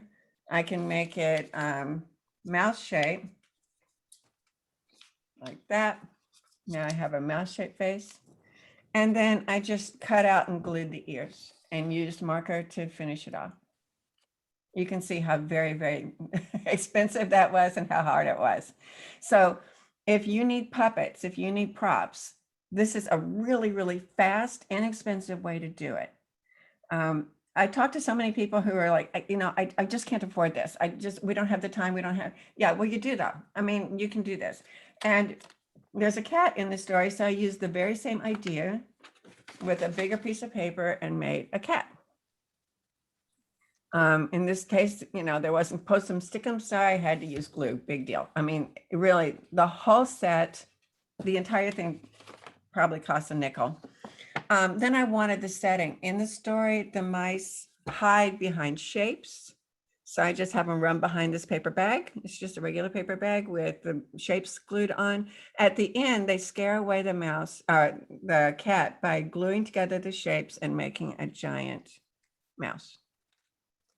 So the entire story, I can put it inside my paper bag, and I have it for the next time when I tell it.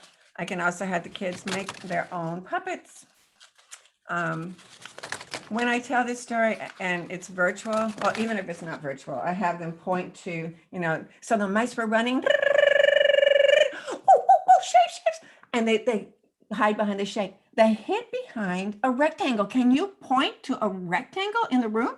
You see anything that's a rectangle you can point to? Or you can show me. So I have them, well, this is a rectangle and that's a rectangle. What's in your house? Can you show me a rectangle? Yes, thank you, Nancy. That's a rectangle. And then I have them point to something that's round and something and so we're learning our shapes at the same time. Okay, another example. This is a little more elaborate. It's called, the book, The 3 Little Fish and the Big Bad Shark? I think it's too long. It's not I never used the picture book even when I was live, in the same room. I've always done it this way. So I have a box. The box has a top. I'll open it up and then I'll stop. Let's see what's inside. Well, there's something that looks like a rock. That could be coral. And there's some seaweed. Let's see who else is in here. We have 1, 2, 3 little fish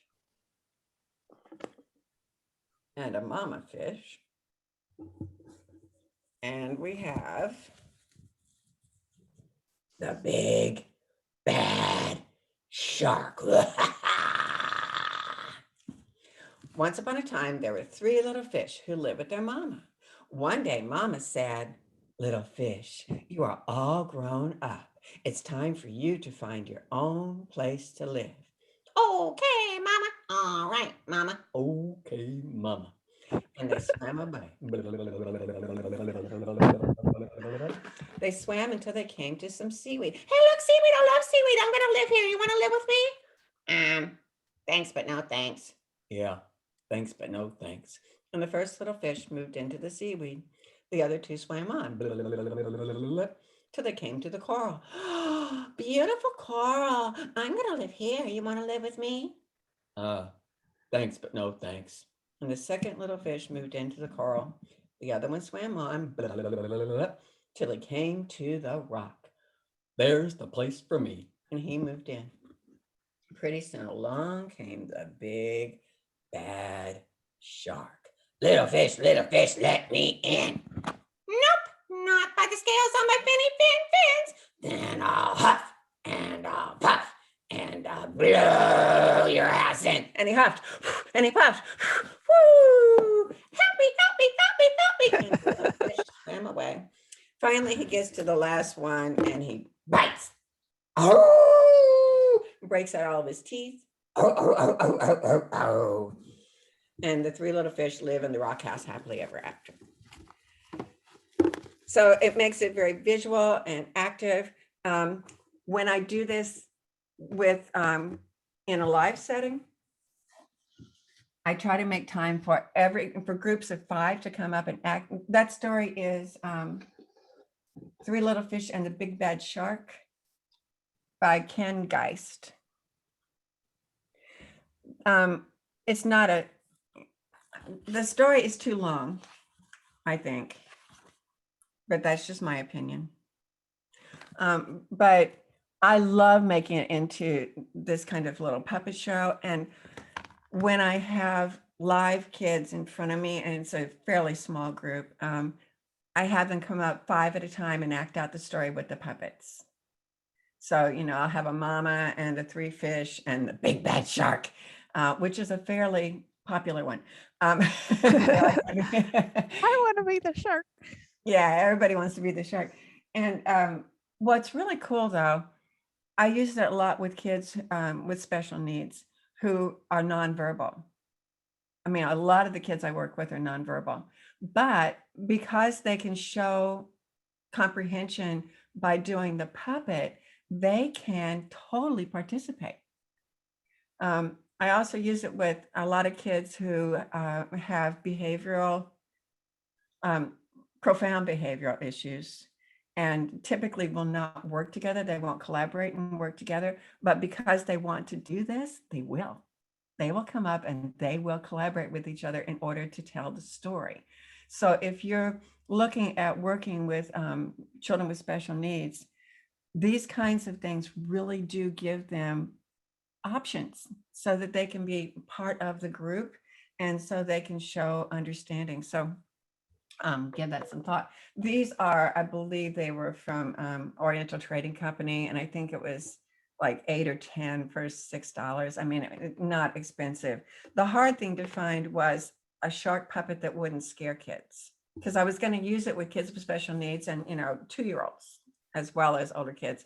And I wanted something not quite so scary, and this guy's not. He's not a puppet. He's a cast cover for kids. I didn't even know there was such a thing, but I looked recently and couldn't find it, but maybe it'll come back. Anyway, that's what this is. And I love him very much. And he can go in the washing machine, which makes him even better. Everything that I use, this stuff I can wash. So these obviously can be washed because they are sponges. This is, from an aquarium set. Everything has to be, even before the pandemic, everything had to be washable and sanitizable. And I'm really careful about that. Okay. Some more examples. You might realize that I'm very fond of mouse count. Mouse Count is a book. Here's Mouse Count. And I really, really love this story. It's by Ellen Stoll Walsh, who also did Mouse Shapes. It's another one that I totally love to use with kids. And again, I'm going to make a little stage. So the stage, it has to be where, high enough that the camera can catch the action, all of the action, everything is visible. And I just experiment with where I'm going to put my camera, and then I experiment to say, can you see it? So the first time I talked about everything needed to be repeat, not everything, but we need to repeat, but also change. And this is an example. So the first time I might do it with the book. But the second time, I would use my very sophisticated sock puppet and pom-poms to tell the story, and a rock. All right, so the second time, I need you to see that. Yeah. The second time, I'm not going to do the whole thing, don't worry, but one day there were 1, 2, 3, 4, 5, 6, 7, 8, 9, 10 little mice playing in a field. La la la la la la la la la la la la la. They were watching for the big bad snake. La la la la la la la la la la. They fell asleep. Along came the big bad snake. He was looking for something to eat. First, he found a big glass jar. When I find food, I will put it in this jar. And he kept hunting. Ah, mice, juicy little mice. I will have them for my dinner. But first, I must count them. 1, 2, juicy little mice in the jar. How many are left? 1, 2, 3. So the kids count them with me, and we eventually get all 10 in the jar. But they don't want to be eaten because they're pretty smart. So they say, hey, look, there's a great big fat mouse you missed. You better go get him. So he goes off to get the big fat mouse. And while he's gone, I need to arrange this better. They rock until the jar goes over, and they run away. 10, 9, 8, 7, 6, 5, 4, 3, 2, 1. And the snake finds a big fat rock. Crunch. So the third time, I tell the kids to run, get a clean sock. They run, get a clean sock, and then when they come back, I ask them to get a piece of paper and tear the paper into 10 little pieces and wad them up. It totally surprised me the first time. This was like, oh, wow, they love to tear up the paper and wad it up. I mean, it was just like such a treat. They're like, I could not believe it. Okay, this is entertainment at its highest form. So, okay, they all wad up the little 10 pieces, and then we all count them together to make sure we have 10 pieces of wadded up paper.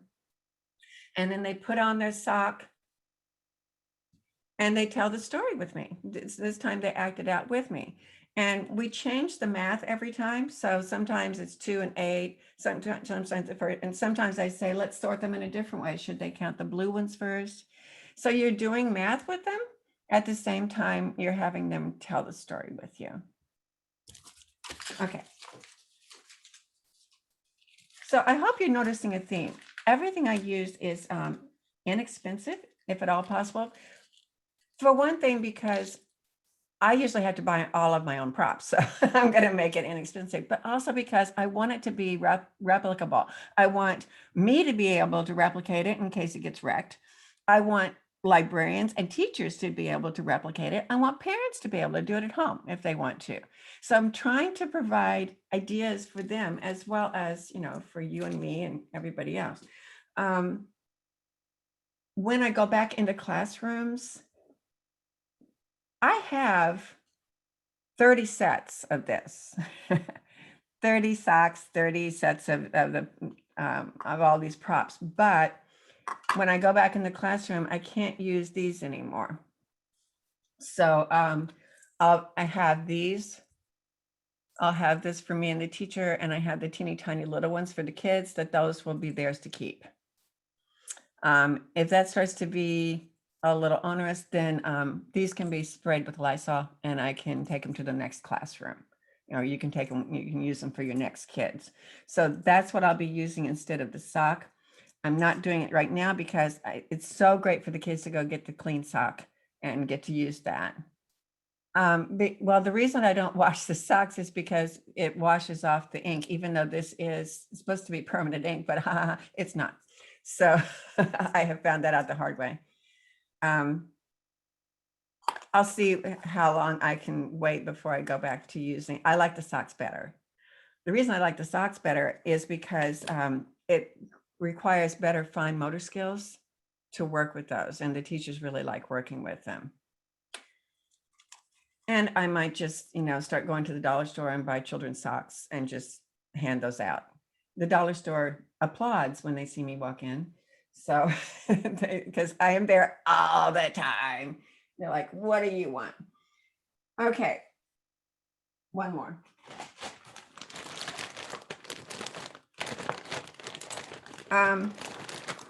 One of these days, somebody's going to tell me how to explain what a dust bunny is to kids, but I really love this story, The Rhyming Dust Bunnies. I find it, again, hard to share. It's big. Anyway, I want them to interact with the Rhyming Dust Bunnies. And so one day I got to thinking about how could I maybe get them to interact more? And so I went to the dollar store and I got those dollar gloves and some pom-poms and eyeballs. And now I made my own Rhyming Dust Bunnies so they can tell the story. And then, when the big man with the broom comes, he can sweep them out. And then at the end, the vacuum cleaner comes and they're gone. That's just a mitten, which you probably don't have in Florida, but I happen to have them. I don't know if in Florida they have the little gloves at the dollar store, but it does get cold enough to have gloves. So anyway, this whole thing, again, I already had the mitten and the rest of it. This was at the dollar store and these were at the dollar store. So what I found was the kids would interact with this more than because, the characters seem to be more alive than just a picture in a book. So I could say, what rhymes with car? And they would all start yelling at me, instead of if I had it in the book. It just, yeah. Okay. Let's see, is there anything else in that category? No. So here's what I would like to do. I'm going to share with you a video, even though I keep telling you not to use videos, because I want everyone to be on the same page with this. I'm going to share a video of a story, and then you're going to go back into your breakout rooms, and in each room, figure out a way to take that story out of the book and make it visual at the same time. Okay, so making it visual for the virtual environment. All right, so I'm going to share this with you. All I got to do is find it. Looks like I got rid of it. That was smart.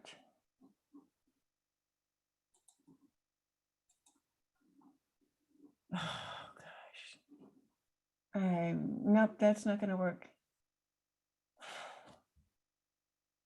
Because it went into Microsoft Teams and that's not what we want.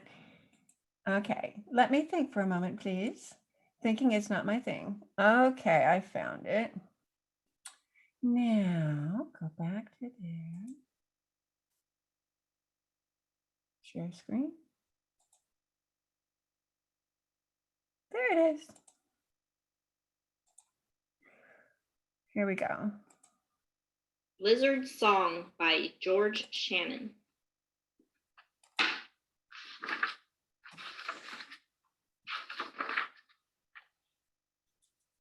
Lizard lived in the mountains of the West. He liked it there and lived on a big flat rock. He was so happy living there that he often made up songs. They were not fancy songs, but they were his. Almost every day he would dance about on his rock singing a song. Zoli, zoli, zoli, zoli, zoli, zoli, rock is my home, rock is my home. Zoli, zoli, zoli, zoli, zoli, zoli. One day, Bear heard him singing. Bear was the kind who, when he saw something he liked, took it. Bear liked Lizard's song, and he wanted it. He ran up to Lizard's rock and said, "Teach me that song. I want it." Lizard was glad to share his song. "Sit down," he said. "I will sing it over and over until you know it. Zoli, zoli, zoli, zoli, zoli, zoli, rock is my home, rock is my home. Zoli, zoli, zoli." He had to sing it 10 times before Bear learned it. "I know it now," said Bear, and off he went, singing and dancing. Zoli, zoli, zoli, rock is my home. Zoli, zoli, zoli. He was so busy singing he didn't see the pond. Quack, quack, quack, quack. The ducks on the pond heard Bear and flew off right past his nose. Bear was so startled he forgot the song. He ran back to Lizard's rock. "Lizard, teach me the song again. I forgot." Lizard sang the song over and over again. Zoli, zoli, zoli. After the 12th time, Bear said, "I know it," and off he went. Bear was very proud of his song. He went singing and dancing across the land. Zoli, zoli, zoli, zoli, zoli, swish. The rabbit jumped out of its hole and right past Bear. Bear chased after, but the rabbit was faster. The rabbit got away, and so did the song. Bear could not remember a single note, not even zo. He started back to Lizard's rock. "Lizard," said Bear, "teach me that song." Bear asked time and time again, but Lizard was asleep. He didn't hear a word.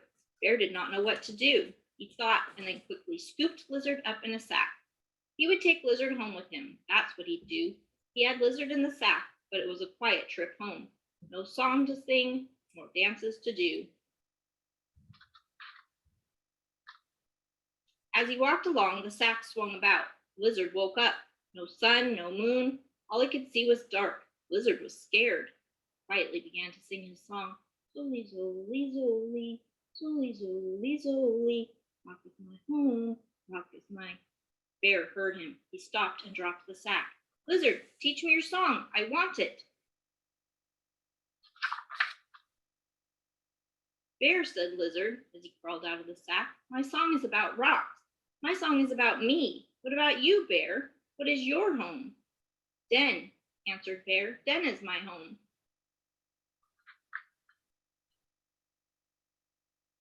Lizard thought and smiled, then began to sing. Zoli, zoli, zoli, zoli, zoli, zoli, rock is my home. What is your home? Zoli, zoli, zoli.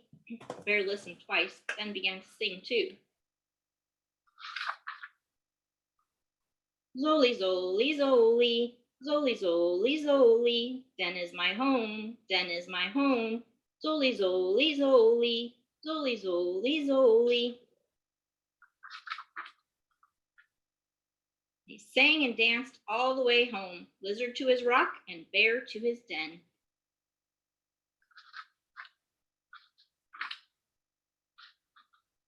The end. Lizard saw. That is not the most engaging reading of that book, but but I did want to make sure that everybody knew the story. So now we're going to put you back in your breakout rooms, and the assignment is to figure out a way to share that story virtually and visually. Okay, so Taylor, are we ready to send them off? Yes, we are. I will open the rooms. There we go.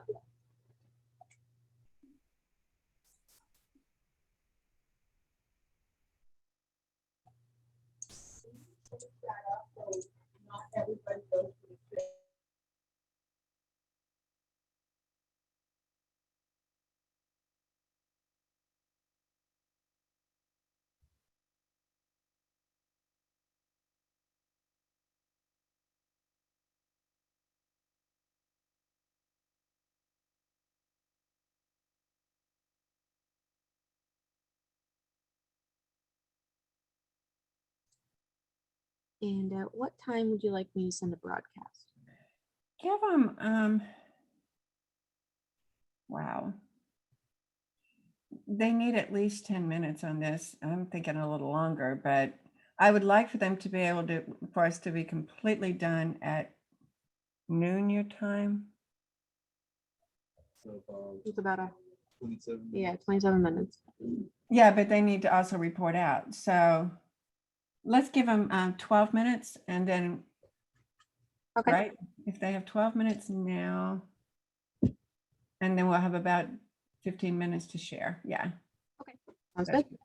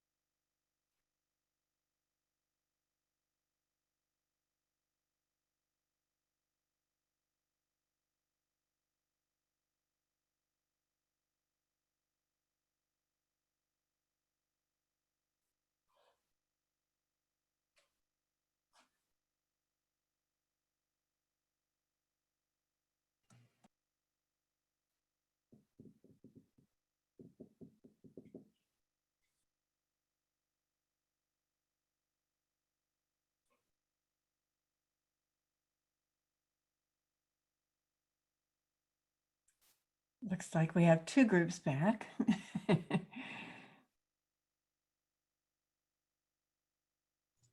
right, I'm going to close the rest of the rooms. Here we go. Here they come.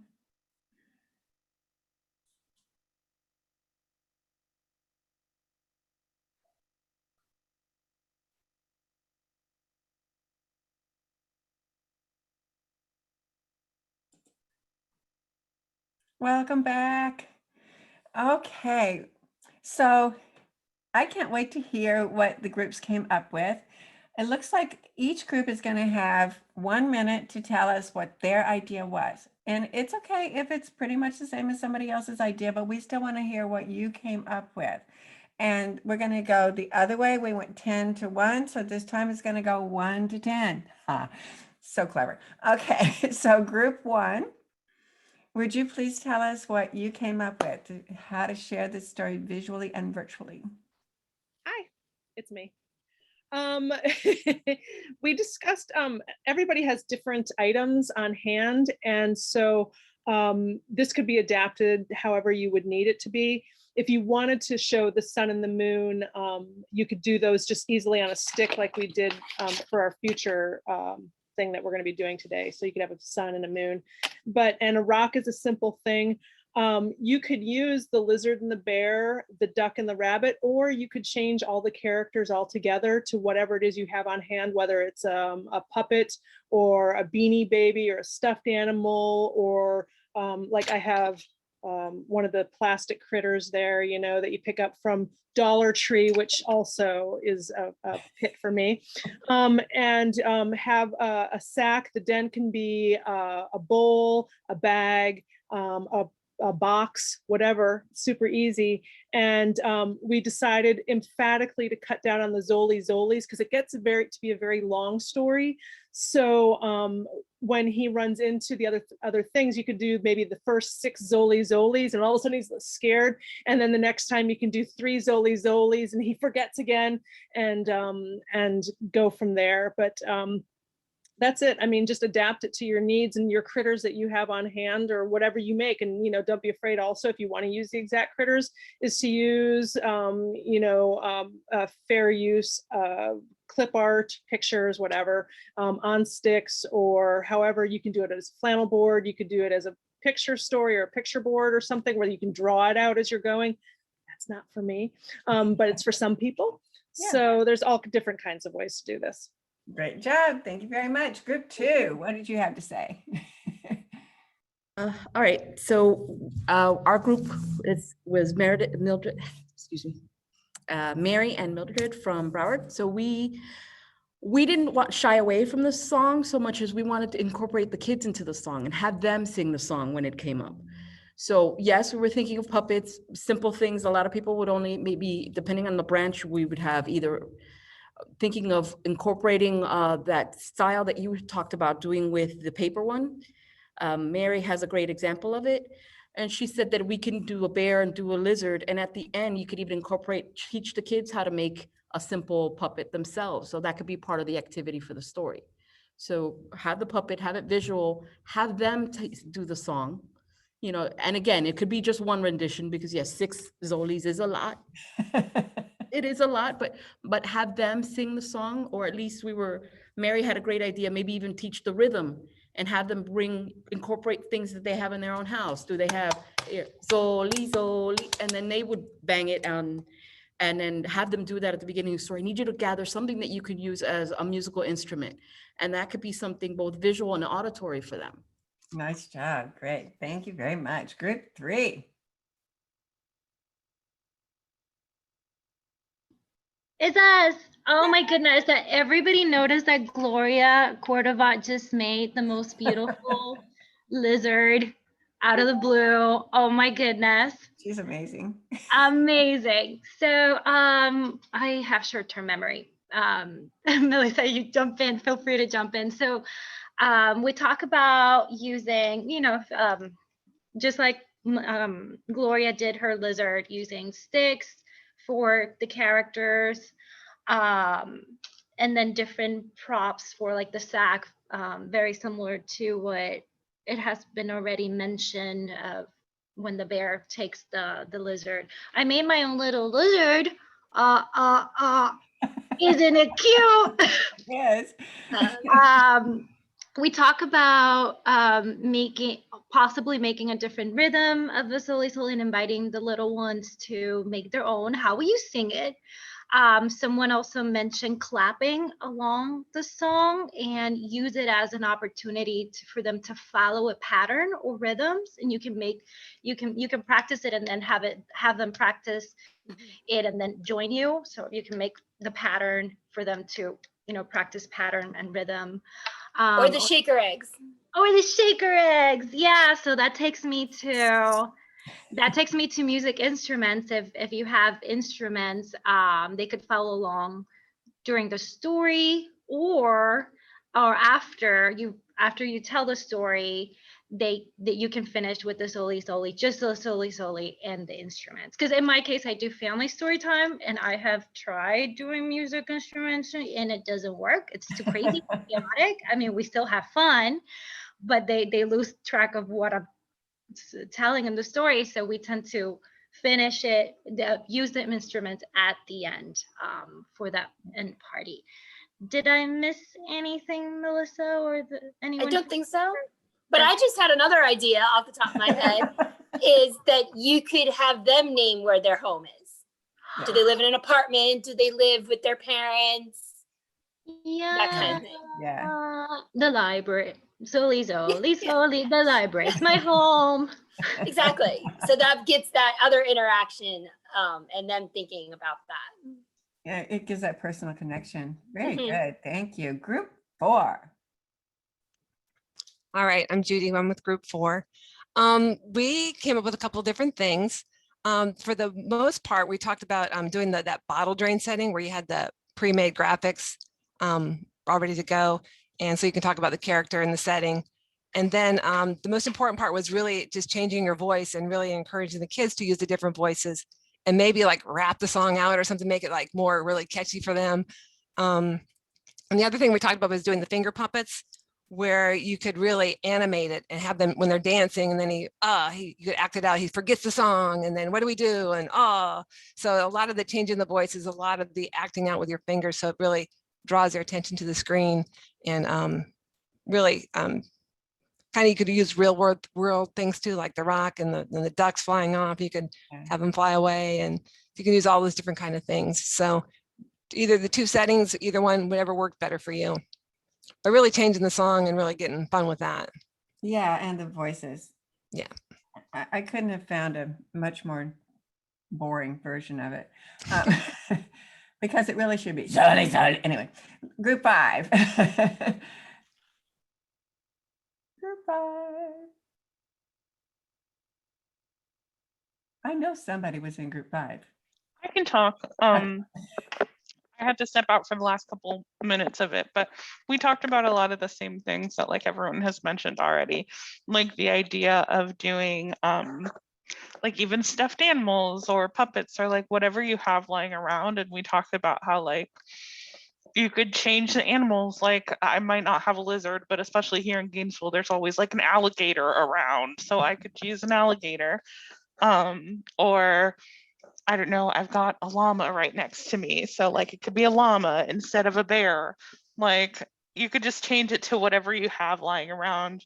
And you could like interact with the kids in the same way that someone just mentioned, like asking them what their home is, maybe asking them if they have like a doll or a stuffed animal at their house and like what would be that animal's home, and have them sing the song. And so, yeah, we just talked about just using like what you have lying around in a similar way that we talked about a lot of our crafting programs lately. We try to make it with like nothing you have to go out and buy, like something that would already be in your house. So especially for right now, it being the same kind of thing, just like whatever you have lying around, you don't need to make a purchase order for it. Exactly. And it's fun to be creative too. It, it changes the story. It makes it fun and a little bit more challenging, which I think is something we like. And also we talked about like oh, not necessarily with this story because it's got a very like basic setting, but with other stories that might have like animals or settings or like snow that isn't familiar to people in Florida, you could adapt it, and instead of it being like snowing, it could be like pouring rain, or instead of a moose, it's like a deer or whatever, you know, so that they're animals and things that the children where you're at are going to be familiar with, as opposed to a strange animal or something like that. Good idea. Thank you. Group 6. That is us. We had 2 different ideas. One was to create the setting and the characters out of Legos, and then you can move the characters around. So it's something that you could already have built up. And then our second idea was to do kind of, I think it's called like a Japanese shadow box type thing. So you would have the 2 characters that you'd be moving around, mainly the lizard and the bear, but then you'd change out the background to show the ducks, to show the rabbit. And so that's what our group came up with. I love it. Thank you. Group 7. Hello. Hello. So the song is very musical. So when we were trying to adapt it to a visual, you know, we thought of scarves that we use when we sing and dance with songs. So we'd have kind of like a box set up, like what you had with the rock for, yes, exactly, a rock for the lizard, and then we'd show a little burrow for the bear, and then we would use different color scarves. So green to represent the lizard when he was singing, the blue to represent the bear, the yellow the duck, red for the rabbit. And and we'd encourage kids to find like a dish towel or a tissue or something at home, or just wave their arms. And because it is a longer book and it's repetitive, we know like kids like thrive with repetition. So we would, you know, encourage them to repeat those parts, because even though they're annoying to us, like they're waiting for that Zoli part, right? So so we would use those scarves. Also, if we had somebody who's musically inclined, we might have them play like a little ukulele or guitar or music during the Zoli part as well. We would ask children to sing along and maybe have a little dance to go with it. So maybe we would move our arms one way or turn around or hop or whatever. So just depending on what we felt like. And then of course we'd ask those interactive questions about where is your home. And I really like the idea of asking them, I think it was group 4 or 5 said, you know, asking them to find their stuffed animals and ask where there's, we didn't think of that, but I'm just saying I really like that idea too. Because then they can play when the story time is over, singing and using their dish towel and finding homes for their little critters. Anyway, thank you. Love it. Yeah, I love all these great ideas. And, you know, we're taking one story and look how many directions we've gone with it. And it's just so exciting. Group 8. It will be I. Okay, so we suggested using puppets, even popsicle sticks with like similar to our Three Billy Goats Gruff, singing it in different renditions. So maybe having like each character, if you wanted to try, like tell the kids to sing Zoli Zoli Zoli as like rock or rap, or, you know, doing different, even they even mentioned opera, which I've got no skills, but I would do it for the kids. Another thing that I even thought about, we recently did a kind of like a Zoom play of the Three Little Pigs. That's something you could technically do with this story, where we had each staff member basically be one of the Three Little Pigs and the wolf, and we had Zoom backgrounds and we had like little masks on and stuff like that. That's something you can do, and you can invite the kids to interact with you. It was a fun experience.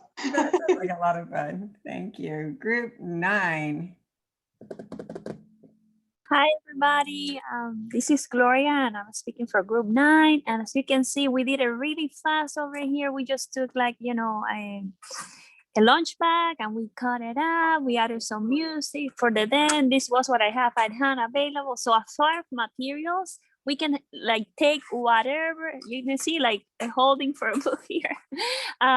We can take anything, like even my branch manager, she went outside and she grabbed a rock that we have. So, you know, we have a teddy bear over here.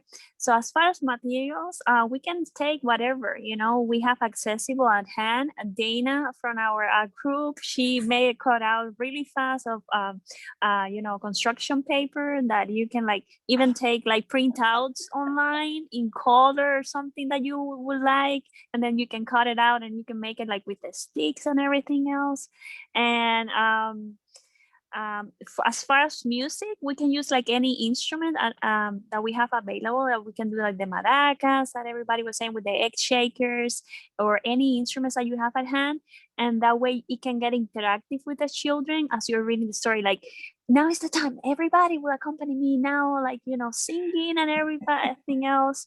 And yeah, basically that would be it, you know, and encouraging that interaction with the children and making it more fun for everybody, you know. That was sort of awesome. Thank you very much. Those are amazing. You just did like that. But that proves, you know, we don't have to put lots of time and energy and money into things. We just put some creativity into it. And we need group 10. Hi. Okay, so our group can sort of play with some different ideas, but decided we'd probably do a felt board story, focusing on the kind of the point of the story, which might be that if you're away from home, if you have your own song, it's fun and helps you feel safe. And if you get overwhelmed and forget the song, you can always learn it again. You don't have to give up or feel sad. You can go home to feel safe again. And then when you're ready, you can go back out. And the felt board would show the various habitats and the animals together. And then when the bear and the lizard visit a friend, they would make an animal sound like quack, quack, quack, quack. And that would sort of imply that that's why they forgot, you know, oh, I forgot the song. And then after the visit with their friend, the duck, then they could go back home again and learn the song again or practice the song again. Nice. All right. This is, see, I'm always amazed, you know, look at how many ideas this group came up with. One of the things I forgot to mention, but it's obvious, is that you are amazing resources for each other, you know, and it's always so wonderful to have people to bounce ideas off of, and you have a great resource right here. Yes, Maria. Quickly before we move on, because I know everybody finished sharing, I forgot to mention you can make it into a home is where the heart is theme. And it also reminded me, now April is Jazz Appreciation Month, and one of the activities that we have for the Taken Home bag is a simple music sheet, empty music sheet, with 3 very basic music notes, talking about music, and there's always holy. So 3 very basic music notes, and we're going to invite the kids to use pom-poms or buttons. In this case, we're providing them, and they can glue it on the music lines. I know there's a name for it. And then they can practice motor skills and learn and then draw the simple music notes. So that could be either an in-person after the program or part of the take home activity that they can do at home, watching you in the program online. I just want to share that. That was great. Thank you. Christine, you asked what time we will be back from the lunch break. It'll be back at 1:10. Okay, because we just need to, we're going to be going to lunch in just a minute. So, okay, again, you guys are amazing resources.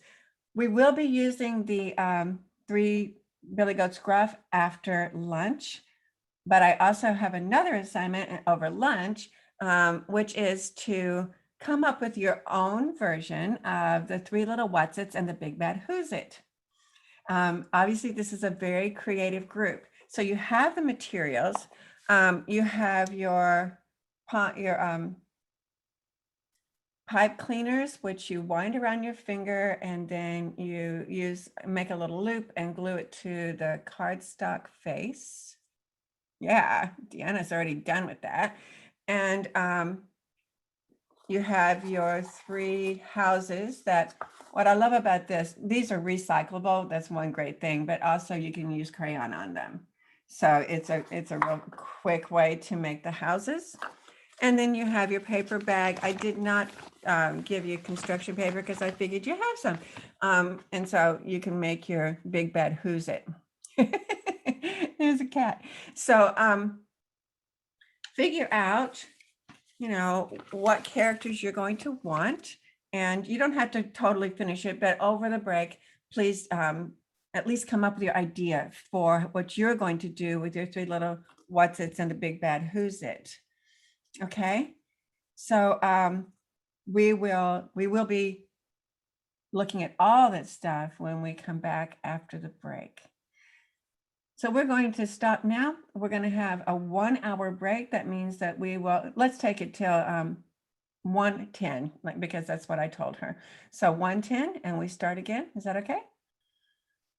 All right. See you then. Thanks.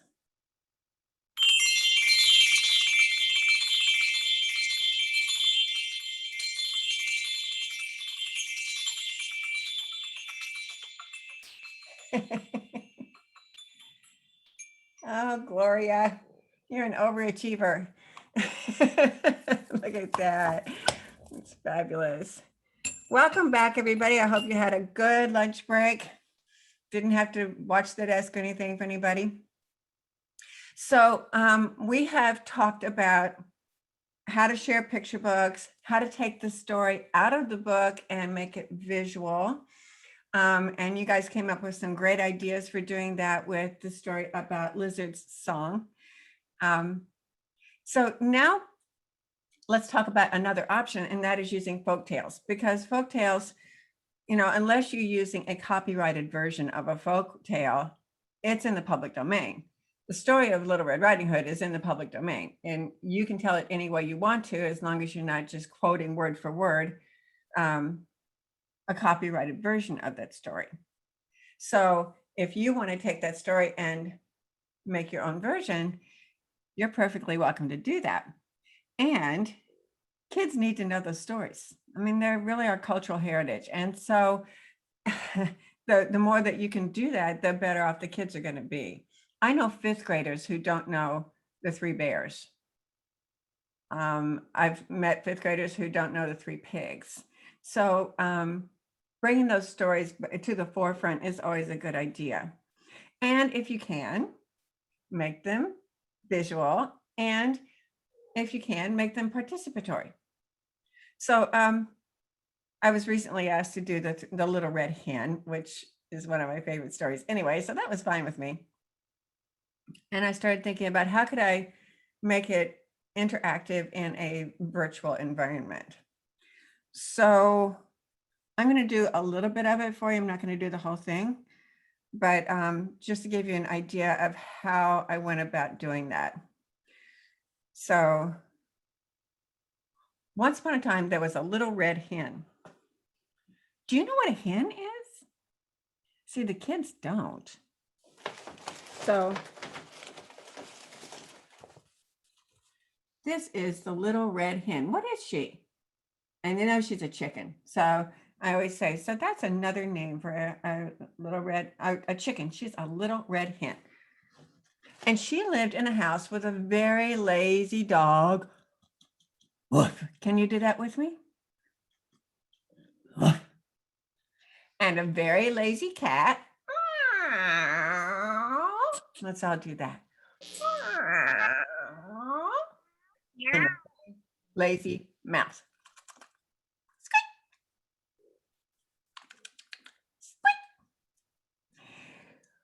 One day, the little red hen found some wheat seeds. She knew just what to do with those wheat seeds. She went in the house and she said, "Block, block, block, block, block. Who will help me plant these seeds?" Can you say that with her?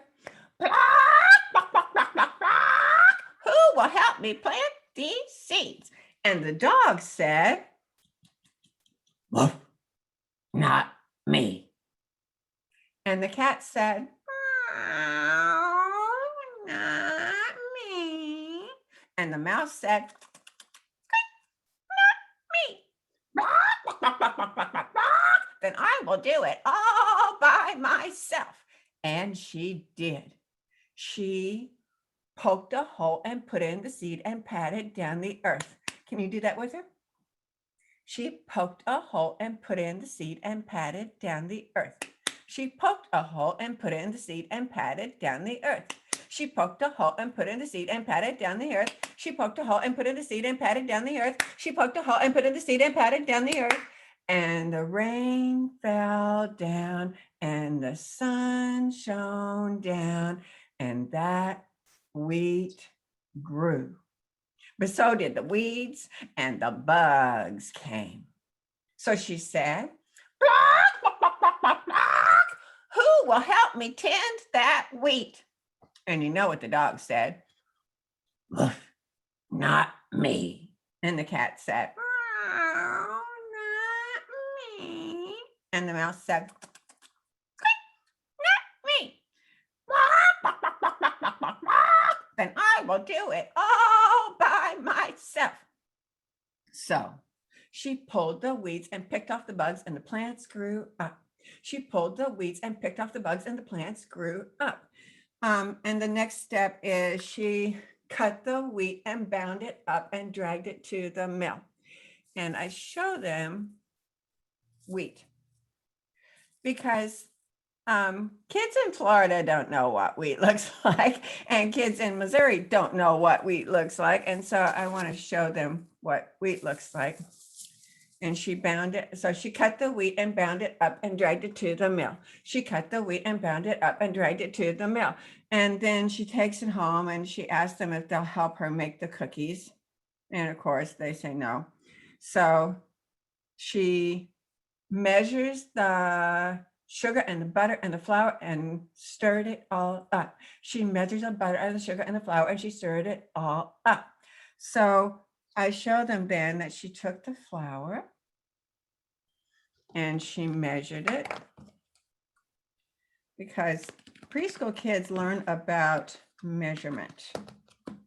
So she measured it and put it in a bowl, and she measured the sugar and she put it in a bowl, and she took the butter and she put it in a bowl, and she stirred it all up, and the smell came out and the animals came, and she gave them, she eventually let them have some cookies.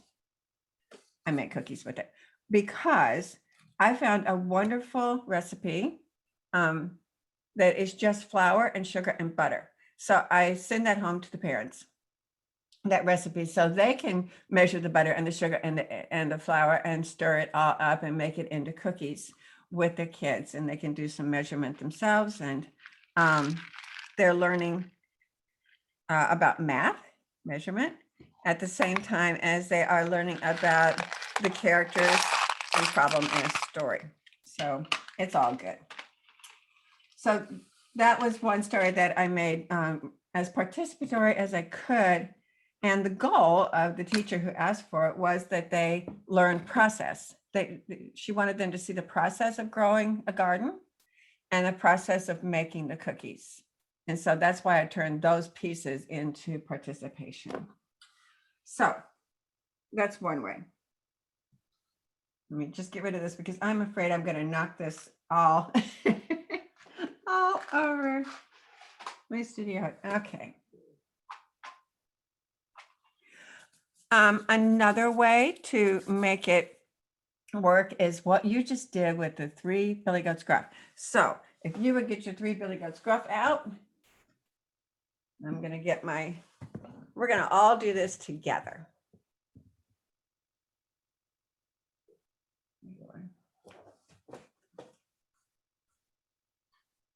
And if you have something to make a stage so I could see what you're doing, that'd be great, but you don't have to.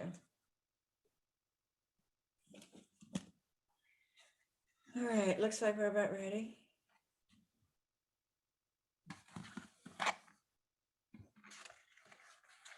Okay, so we're just going to act it out together. Once upon a time, there was a mountain covered in icky, yucky, dry, brown grass. Blah. On the other side of a river and across a bridge, there was another mountain. It was covered in green, juicy grass and beautiful, delicious flowers. Yum! On the brown mountain, there lived 3 brothers. They were billy goats, and they were called the 3 billy goats gruff. There was the big billy goat gruff. Meh. There was a medium-sized billy goat gruff. There was the little billy goat gruff. They were tired of eating the icky, yucky, dry brown grass. They wanted to go across the bridge to the green mountain where they could eat the juicy green grass and beautiful, delicious flowers. Yum! But they couldn't, because underneath the bridge there lived a monster called a troll, and he wanted to eat them up. So they stayed on the icky, yucky, dry brown mountain. But one day they had a good idea. And the little billy goat started across the bridge. Trip, trap, trip, trap, trip, trap. Who's that trip trapping over my bridge? It's me, the little billy goat gruff. I'm gonna go eat grass. No, you're not. I'm gonna eat you up. Well, you could.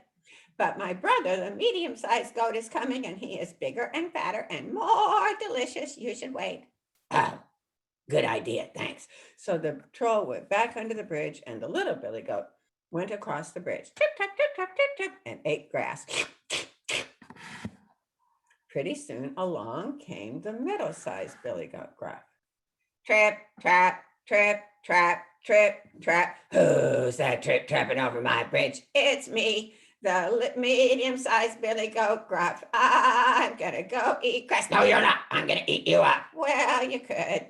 But my brother, the big billy goat, is coming, and he is bigger and fatter and more delicious. You should wait. Oh yeah, good idea. So the troll went back under the bridge and trip, tap, trip, tap, trip, tap. Pretty soon along came the big billy goat gruff. Trip, trap, trip, trap, trip, trap. Who's that trip trapping over my bridge? It's me, the big billy goat gruff.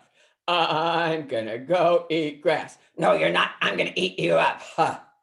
You could try, but I'm bigger than you, and I'm smarter than you, and I'm stronger than you. Ha! Let's fight. So they fought. Boom, bam, boom, bam, boom, bam, boom, bam, boom, bam. Boom!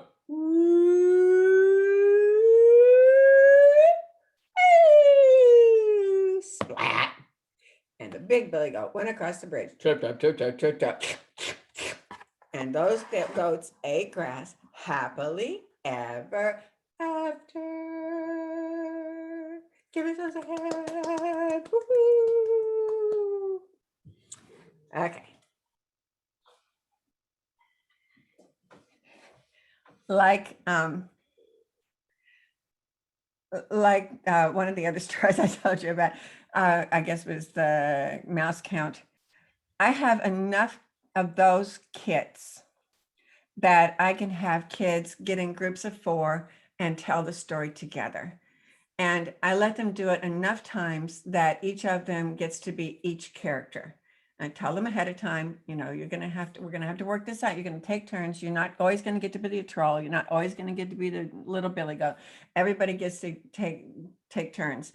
And again, kids who maybe are not very verbal can still show how they can tell the story. They know the story. Yes, typically somebody had asked in chat, is that something I would do all in one day? Typically for me, yes. I like to take one story and kind of drill down with that one story. For one thing, because we're putting quite a bit of effort and time into making the things that we have to, you know, make and innovate and figure out for virtual story time. It's kind of fun to take that one story, we've already done all the work on that, and then figure out how can we, what else can we do? What other activities can we do? How else can we repeat?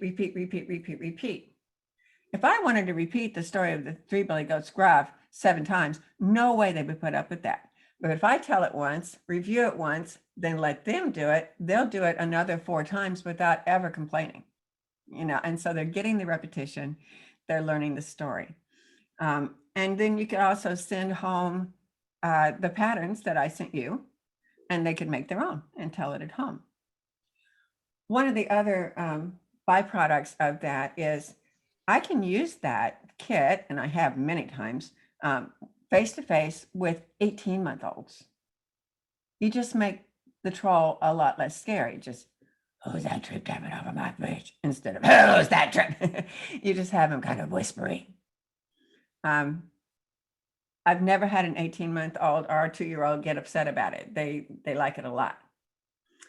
This is another little story I wanted to tell you about that.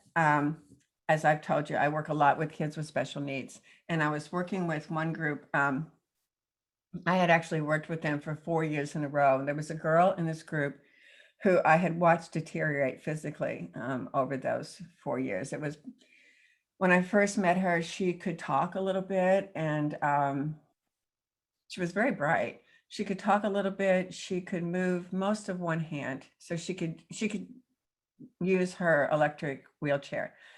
By the 4th year, she could only growl. That's the only sound she could make, and she could move one finger. So we would do the Three Billy Goats Gruff, and she always wanted to be the troll because she could growl. And so, I would have 4 other kids do the puppets. And there was one boy in this group who was profoundly autistic. He was not nonverbal. He could talk, but typically he would not interact with other kids. It wasn't his thing at all. Typically what he did was walk in circles around the room and stop right in front of me and say, "Hi, silly storyteller, hi, silly storyteller, hi, silly," and then we'd go back around and around. However, first time we did Three Billy Goats Gruff, and he realized she couldn't do her own puppet, he said, "I will be her puppet." Now that meant he didn't have a talking part, but he would stand right next to her, and he would do the puppet for her, and she would do the growl. And I get goosebumps to this very day every time I tell that story, because giving them those options, you're offering them some options, and they choose what works for them. And in this case, he chose to interact with another girl, and because he recognized she couldn't do it for herself. It just, yay. So if you create these things, it won't just be, okay, we're not doing virtual anymore. No, these are things you can use when you go back to face-to-face. So just wanted to put that out there. Another thing I wanted to remind you of is that you are the most important visual. We've been talking about using puppets and props and all those things, and those are important. But you personally are the most important visual. You're that 80%. And so this is something I do every single time right before I turn the camera on. I wake up my face. Now, there are days I'm on camera 6 times. I have 6 classes a day, but I have to do this every time just to remind myself. So we're going to do the vowel sounds like this. E, O, U. Do not go because I can tell that doesn't work. Okay, so we're going to wake up our face. Ready? E, I, O, U. Okay, see, you're smiling now. And then, I mean, it's almost impossible to do that and then go. The last one is, it's called the lion in yoga, and it's like this. Okay, ready? 1, 2, 3. Oh yeah, see, that wakes up your face. After you've done that, it reminds you, I'm the best visual, right? It's also really, really useful when you are in, say, Miami traffic and somebody cuts you off and you go, they get out of your way because they figure you're crazy. I use it in Atlanta traffic all the time. Oh, okay. How do I keep my voice from giving out? This is the most important tool for keeping your voice from giving out. Drink lots and lots and lots and lots of water. That's the most. If, however, you're still having problems, see if you can find this, usually at Whole Foods and places like that. It's called Singer's Soothing Throat Spray. And it comes in many, many flavors, all of which are absolutely horrible. And it doesn't matter because it works. So you spray it on the back of your throat and it just cuts through any phlegm and stuff. I mean, you can be talking like this and go, and all of a sudden you have a voice. It's wonderful. So Singer's Soothing Throat Spray. Do not expect it to taste good, but it does work. Okay, so you're going to be the visual. You're going to wear a single color without all kinds of things that distract. And you're going to look at the camera. You know, you're going to make eye contact with the kids and have good lighting. I'm not going to go into all those things, but you're going to have good lighting and decent sound. And then let's use some songs and chants and things to keep things moving. I do not allow a single second of free time during a story time. There is not 1 second when they can think, okay, it's over and start to wander away. No, I'm not going to do that. So scarves work beautifully. Okay, let's see. There's my phone. There I go. Okay, so I didn't either. That's the one thing I bought in the pandemic. I bought some tops that were single colors. Scarves are very, very, very useful. For one thing, you know, you can do a lot of movement and color and they come to the screen. You can say, the sun's shining and make it all yellow and pretty. You can have a cloudy day. Those kinds of things get their attention because all of a sudden there's this change in the screen that they can do. I'm working with a whole lot of preschoolers right now that, you know, I can't see them. I can't. And so we had these kits made for them. We got some special money somewhere. And each kid who registered for Storytime got 2 scarves, 1 egg shaker. And in some cases, they also got, it depended on what kind of funding we could get. They also got a set of googly eyes like that. Because with these 3 things, we can do a whole lot of things. We can tell stories with it. We can sing songs with them. Yeah, companion kits for the virtual. That's really what this was for. It's for virtual sensory story time. And so they have these. So this is the way I always start. If you have a tissue or you have a scarf handy, it might be fun for you to do this with us. So what I did was watch what kids do with their scarves the minute they get them. And I made it into a little chant that we start with so that not only are they getting to do what they want to do, but they're following instructions and I need them to learn to follow instructions. So the second thing was the egg shaker. So this is what I came up with and I have to say it works. So it goes like this.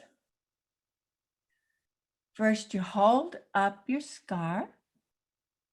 Then you put it on your head. Then you shake it, shake it, shake it. And you put your scarf to bed.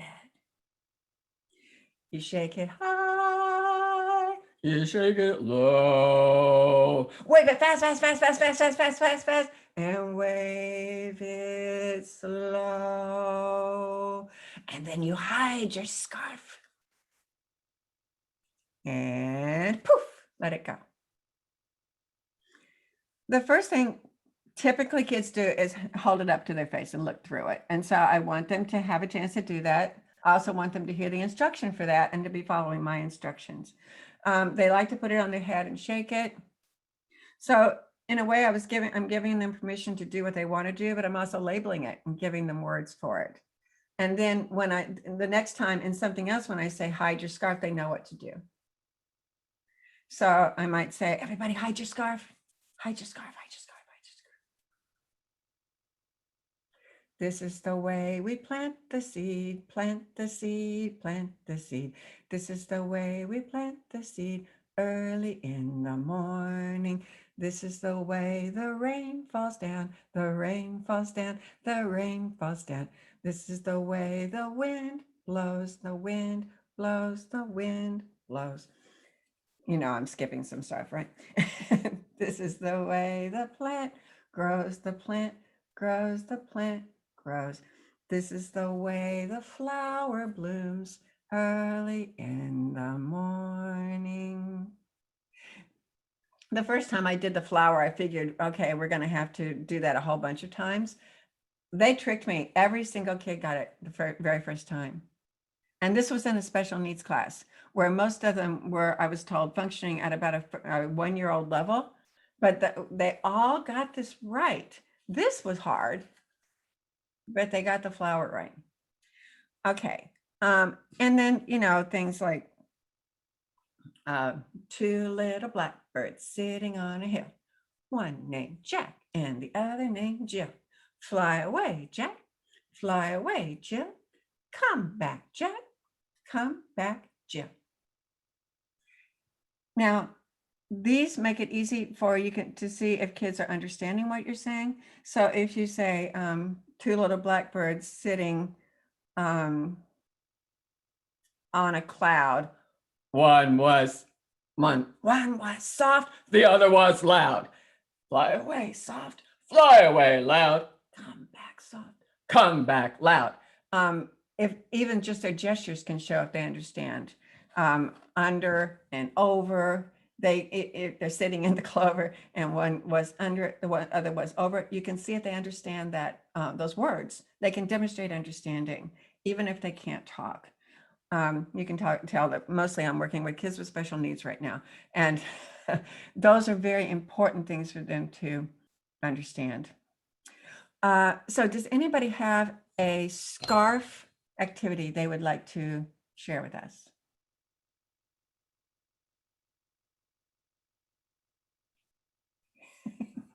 I have one. Yes. It's called popcorn. Oh. And do you know that? Okay. Let's see. I'm trying to remember it. Popcorn kernels. Thank you. Yeah. So you wave it. Let me fix this. Okay. Popcorn kernels in the pot, in the pot.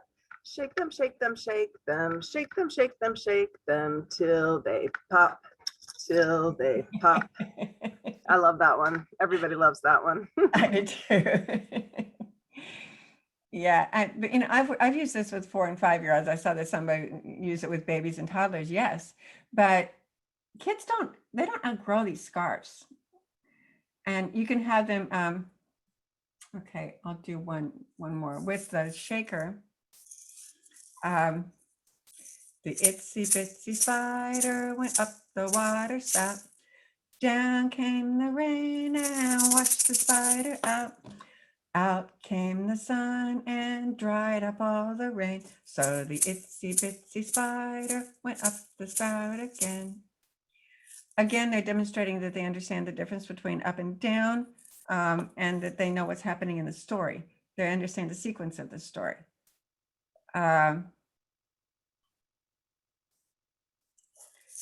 Hickory dickory dock, the mouse went up the clock. The clock struck 1, down he'd run, hickory dickory dock. The goldfish song. I don't know the goldfish song. Who knows the goldfish song? Somebody tell me. That song is awesome. Yeah, okay, but I don't know it. Who does? Maria? I don't know the song, but it's what she does is that she has goldfish do something like they're riding a bike to the right and to the left, and they're like, wait a minute, we're goldfish, we don't ride bikes. So instead they swim. And then the another one's like they brush their teeth, and then they realize goldfish don't brush their teeth, they swim. So that's what it is. It's really cute. I actually love Lori Berkner. Those who know me know. Okay, so it's Lori. I have to write this down. And I someone just else recommended put a it different on. song too with the shaker, the I Know a Chicken. I love that. I love that one too. Maria. Okay, so you don't get to just say, I love a chicken and not demonstrate, I love a chicken. I know a chicken. I know a chicken. I don't know a chicken though. Okay, it's I put the link on YouTube for the goldfish. So Okay. I have a goldfish hat that I wear and I stand in the middle of them while we do the song. My favorite part of the song is when we take naps, when we pretend to take naps. Put the link on the and then the I know a chicken. We do that one with egg shakers too. I know a chicken. I know a chicken. So the kids repeat after. Yeah. I Okay. don't remember. I follow the song. I Because have that one also does problem that I slow cannot. and fast, up and down. The I know a chicken that does, it's great for that. Great, thank you. See, this is what I love about doing workshops. I always learn as much as you guys do, so or more. So thank you. I will be looking her up for sure. I got it written down and everything. All right, so while we're talking about sending things home or having kids pick things up, there are several different ways that libraries have been doing crafts with kids. Several of you have mentioned that you're doing crafts as part of your virtual story times. Last summer, this is something that happened here in St. Louis. I work with Springboard, which is the St. Louis version of young audiences. And we found out that other young audiences chapters were doing something called arts and learning snacks. What this was providing arts and learning craft kits to kids who were picking up their lunch, their free lunch at the libraries. So at the St. Louis, every St. Louis public library had free lunch. Most of the St. Louis County libraries had free lunch. And so Springboard went out and got funding from some corporate sponsors. And, you know, you say to a corporate sponsor for basically for pennies, each child who goes to pick up a lunch can also pick up, and it's not every day, but like, you know, once a week or once a month, depending on the funding you get. But they can pick up this arts and learning snack where they'll have all the materials that they need to do something to create a craft. And one of the ones that we did was the Three Little Watsits and the Big Bad Pig. So in the bag that they got, they had all the materials they needed to make that. They had a link to a video of me telling the story and showing them how to do it. And so they could, and then what I would have wanted them to do, but we weren't able to figure this one out. I want to see the stories that they create. Now, when I do this as a camp or as part of a residency that I'm doing, the kids, once they create that story, then they act it out. They show us, they do all that, but in this case, they couldn't. But we do all kinds of art snacks, and there's no cost to the library, and there's no cost because we're able to find corporate sponsors. And one of the things we did one time, just because we didn't have much money, but we still had kids we wanted to serve, was they're called origami puppets that we use with the Post-it. We just sent home about 10 Post-it notes with the instructions and said, make your puppets and tell a story. And we gave them the script to the I think it was 3 pigs and 3 bears if they wanted to do that, and then gave them some other ideas. That has been incredibly rewarding. We're up to something like 4,000 kids we've served so far. And that's not going to stop. I don't think it'll stop after the pandemic, but it's a way to reach out to kids who wouldn't have those services normally. We also, of course, have libraries who are having the curbside pickup. We haven't opened our libraries yet. They're still closed. So if they sign up, if they register for a program that will be offered virtually, they can come by and pick up their craft kit at curbside pickup. I know a lot of libraries that are open, but they're not really doing face-to-face programming yet. kids can come by and pick up craft bags. So are there other ways that you guys are doing it? All of our story time in a bag. It's more like craft time in a bag, but it always goes with a story program. Yeah. So we've been doing something that we called Storytime in a Bag, which every week we have a theme that staff has picked. And then if a patron, we've been promoting it on the website and social media and stuff. So if a patron calls up and says they want a story time in a bag, they'll essentially get 2 or 3 books that match that theme for the week. And then they get a worksheet created by staff that has on one side 3 or 4 either like finger plays or rhymes or songs that will go with the theme too. And then on the back side, it's usually some kind of craft that they can put together with like really simple things, either the patterns on the piece of paper or it's something you make with like a toilet paper roll or, you know, really simple things that you don't really need to buy anything for. Yeah. Great. That sounds really, really good. I hadn't heard of anything quite like that. These we're doing Take and Make Monthly. There's so many really great ideas for reaching out and giving kids an opportunity to interact with the library in some way. And really, to me, what virtual story time is all about is making that connection with the library. They can turn on videos constantly, but it's not as easy to make that connection with the library. Yeah, I absolutely love the Tales and Tales. I think it's the best thing they've ever had. Let's see, monthly storytime craft kits with corresponding worksheets. Yes. Which leads me to, I like to, if I have a virtual story time for a library, I like to have a handout for the parents that will provide them with information about what we did, all the words to any of the songs and things that we did, also some links to things that go along with that. So for instance, I think I can share with you one of those. Let's see if I can. Yes, I can. Okay, so if I did this particular program last summer. So the program was called Where the Wild Things Are. And we had our greeting and name song. And the one that I use is, where is Christine? Where is Christine? Stand up, please. Stand up, please. Turn all around and jump up and down and sit back down. Sit back down. And I go through all the kids whose names are on the screen. And it really makes me happy when they have their own name and not their parents' name. Because sometimes I'm looking at Christine, but it says Gregory. And that doesn't sound right.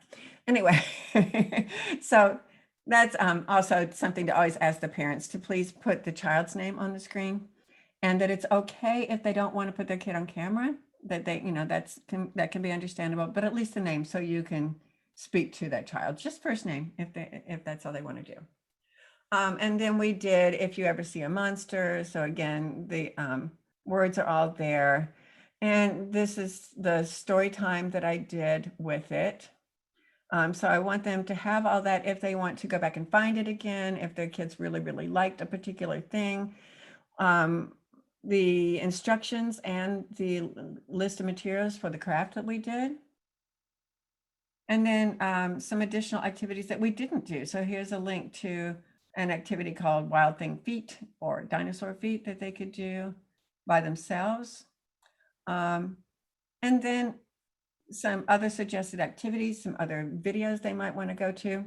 And then today I added this bonus because Swiftland has purchased and is circulating to libraries that are their members these Tonys. This is a Tony and it's soft. It's for little kids. So it's soft and it's very, very easy to use. And I can take a Tony, where did I put it? Yeah. Put it on there. I don't have it charged enough. And it will play a story. So let me see. It needs charging. I forgot to charge it today. Can you talk to me here?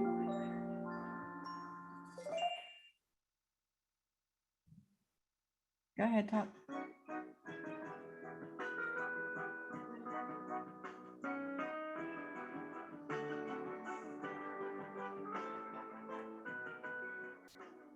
The Gruffalo by Julia Donaldson and Axel Scheffler. Read by Imelda Staunton. All right. It's for little kids. So to turn it on, all you do is put the figurine on the top where the light is, and it'll turn on in a second. And then to turn it off, you take it off. To control the sound, you just play with the ears. It's really, really simple. It's very safe. They have dozens and dozens of different stories. So if you want to, if you provide some kind of guide like this, parent's guide for your virtual story time, and then they know they can check this out at the library, then they have, and what's really cool about this is that it's screen-less. You know, we are offering kids lots of screen opportunities, but we also want to limit the amount of time they spend with screens. In this way, there's spending time with story, but not necessarily with a screen. The other thing that you could do with that is that they have, these are called Tonys, and if you, there are some that you can do your own recording. So you could record in your own voice a story that goes, or the entire story program, and then kids could borrow that as well. So those are some things. So if you're a Swiftland member, you can borrow those from Swiftland and then see if your library wants to invest in them. And if you're not, you can just wish you were a Swiftland member and talk to Luli and see what she can do about that. Okay, stop share. All right. So aside from just singing with the scarves, I do lots of, I'll start again. Rewind. All right. I start every program, well, with the bells and with those songs, but before I tell the first story, there's an engagement piece. There's absolutely no point in telling a story or doing anything else if you don't have the kids' attention, right? We know that. So it's called engagement before information. You have to get their attention, and I want it to be active. So I'm sure that they're with me. So here are some examples of what I'm talking about. There's a story that I'll be talking about later that's about noise. And so I want to use that theme. I'm gonna start with that theme because I want to introduce it. But here's what I'm gonna do. You want to stand up with me? It's time that we stand and get some movement.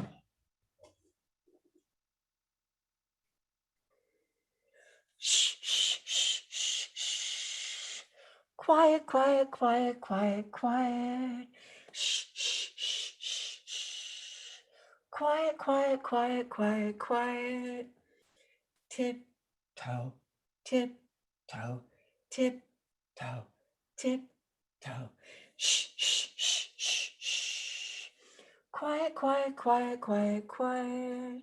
Loud, loud, loud, loud, loud. Stomp, stomp, stomp, stomp, stomp. Loud, loud, loud, loud, loud. Stomp, stomp, stomp, stomp, stomp. Stomp, clap, stomp, clap, stomp, clap, stomp, clap. Loud, loud, loud, loud, loud. Stomp, stomp, stomp, stomp, stomp.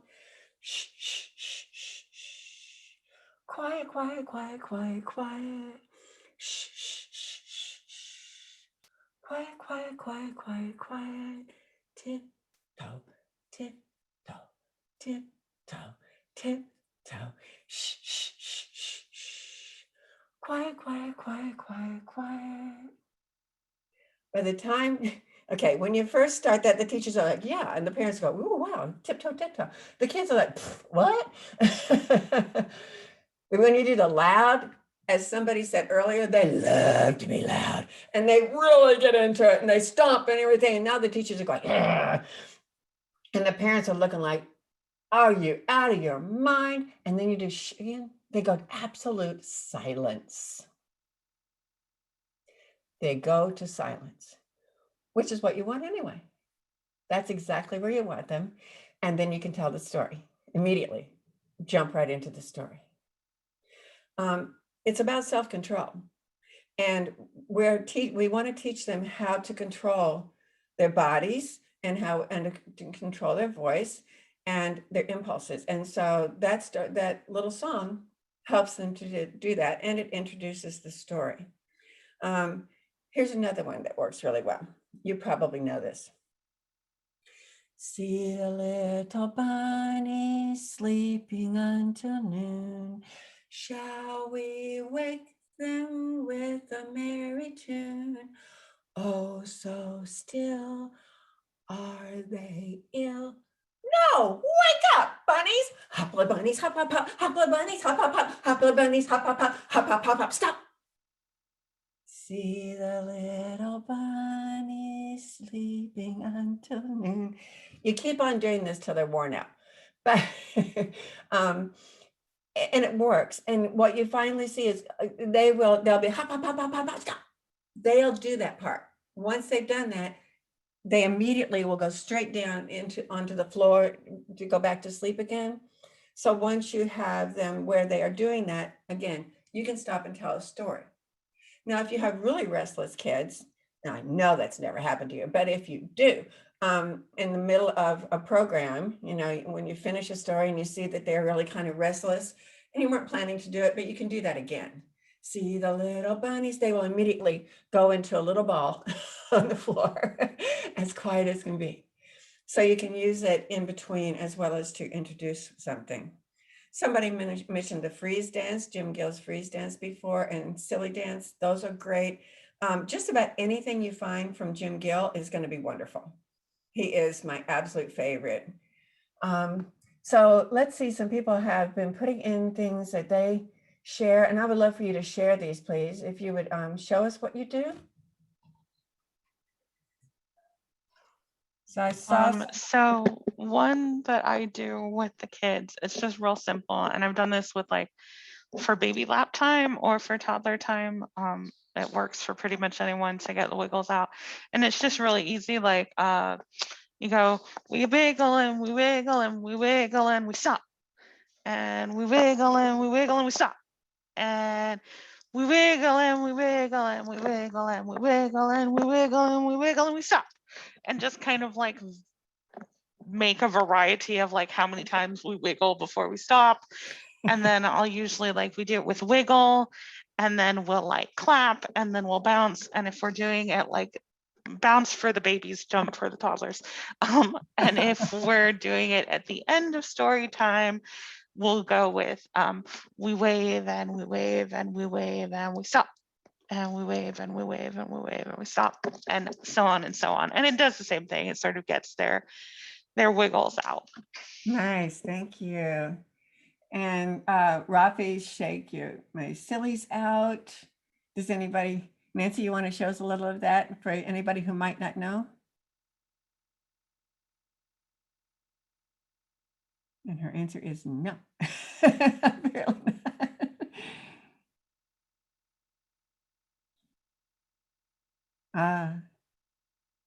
She's doing it.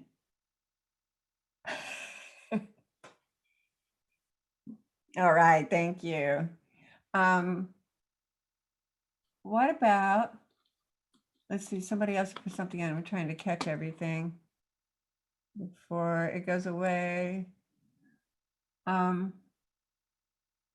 that's all I see. I thought I saw another one. Maybe not. All right, so I have some that I embed in stories.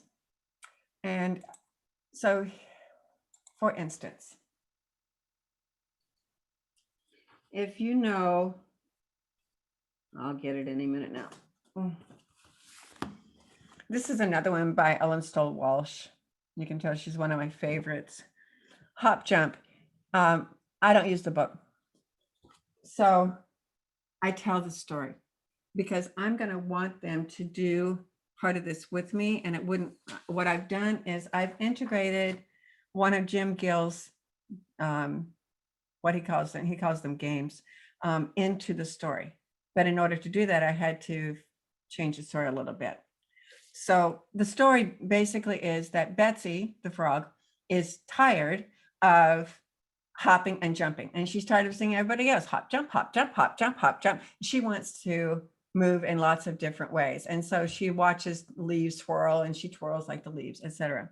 Well, I get them to the point where, and we all do it. We hop, jump, hop, jump, hop, jump, hop, jump one way, and we hop, jump, hop, jump, hop, jump, hop, jump the other way. And then they all sit down and she sits down and she's bored. I'm bored. Hop, jump, hop, jump, hop, jump. Everybody hop, jump, hop. I want to dance. So she starts to dance. You may stand if you wish. You may not if you don't. All right.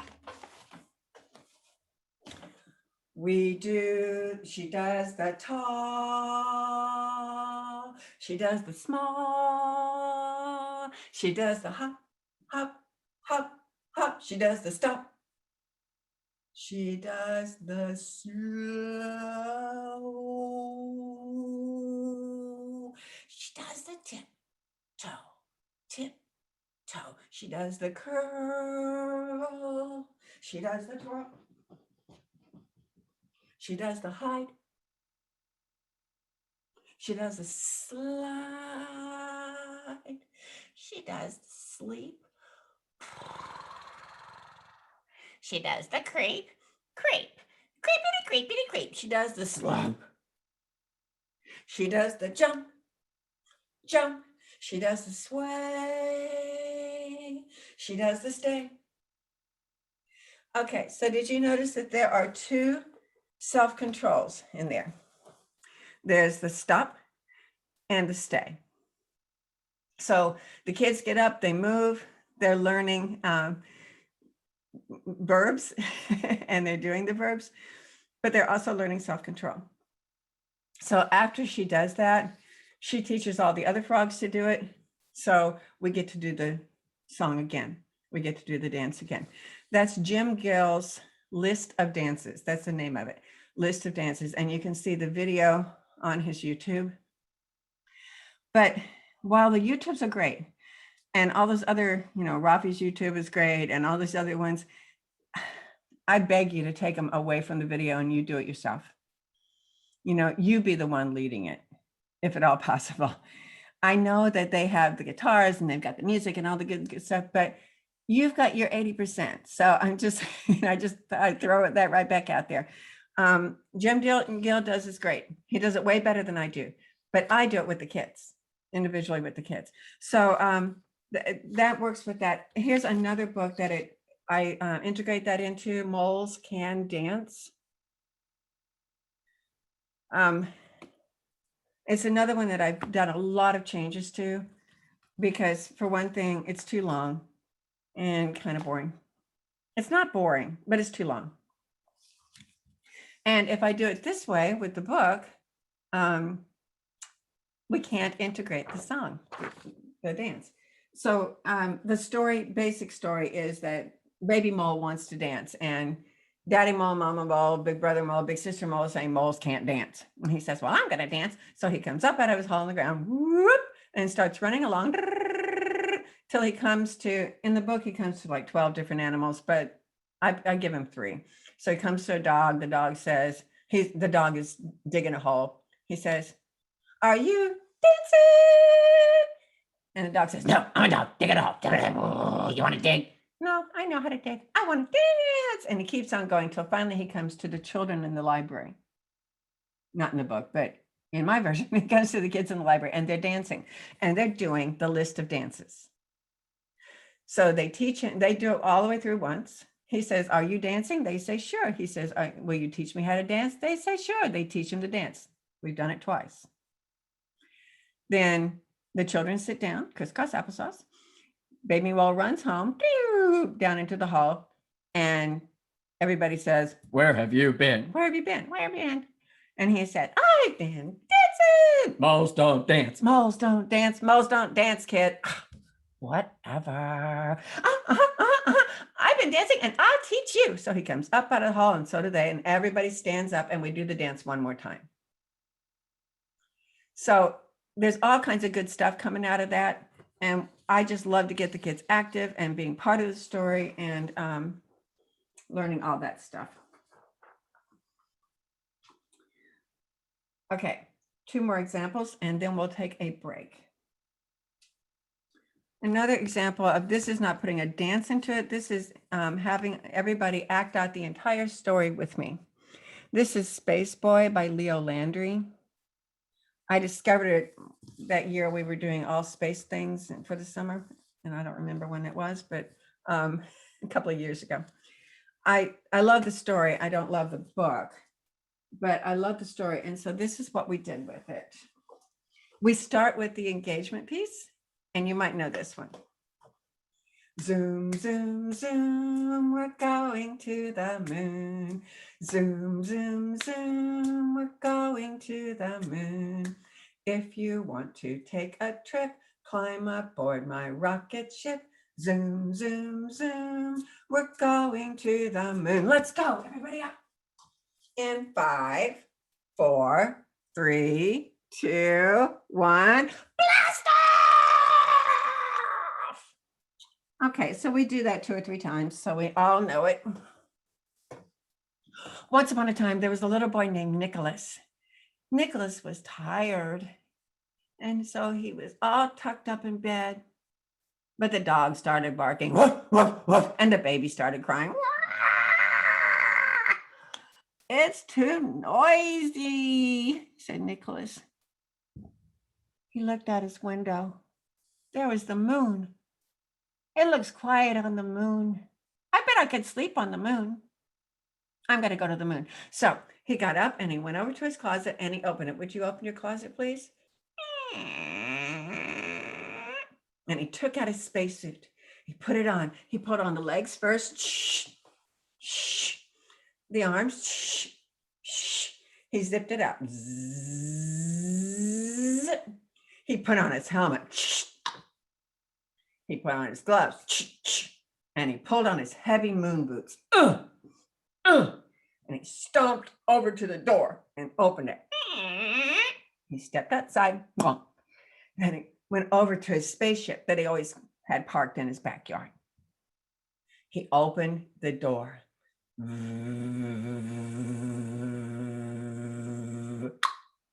He got inside and he closed the door.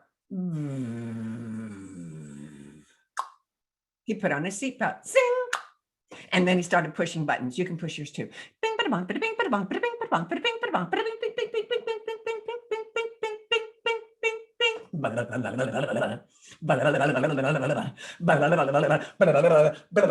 5, 4, 3, 2, 1. Blast off! They were in space. There's no sound in space. Boom. They landed on the moon. Okay, then he gets out, he gets to bounce around on the moon, but there's no sound on the moon. So everybody has to be super, super quiet. It's the cutest thing you ever saw because, you know, they have all gone, blast off! And then you tell them there's no sound on the moon. They go to total silence and it's never failed. They all do. I was working with about 100 kids in Taiwan, none of whom spoke English, and I speak not 2 words of Mandarin. And I told that story, and they got it. Every kid went to total silence, and then they blast off. So when you have them act it out, it helps them comprehend the story, right? Because they're embodying the story. And so, you know, he finally decides to go back home because he misses his dog and he misses his sister, and he goes back home and he takes everything off again. And then he goes to sleep. So we act out the whole story. Another one we do that with is Mama Cat and her 3 kittens. This is really one of my favorite stories by Denise Fleming. So again, you can stand up if you want to. See, I'm at the point in the day where I have to be moving. I'm not good at sitting still this long. And I figure kids and you aren't either, so got to give you some options. All right. Mama Cat had 3 kittens. There was Fluffy. Can you make Fluffy? And Skinny and Boris. When Mama Cat washed her paws. Fluffy and Skinny washed their paws. And Boris took a nap. When Mama Cat walked the stone wall, Fluffy and Skinny walked the stone wall. And Boris took a nap. When Mama Cat sharpened her claws, Fluffy and Skinny sharpened their claws. You know what Boris did? He took a nap. When Mama Cat chased leaves, Fluffy and Skinny chased leaves. Boris took a nap. When Mama Cat digged in the sand, Fluffy and Skinny dug in the sand. And Boris took a nap. But when Mama Cat curled up to take a nap, Fluffy and Skinny curled up to take a nap.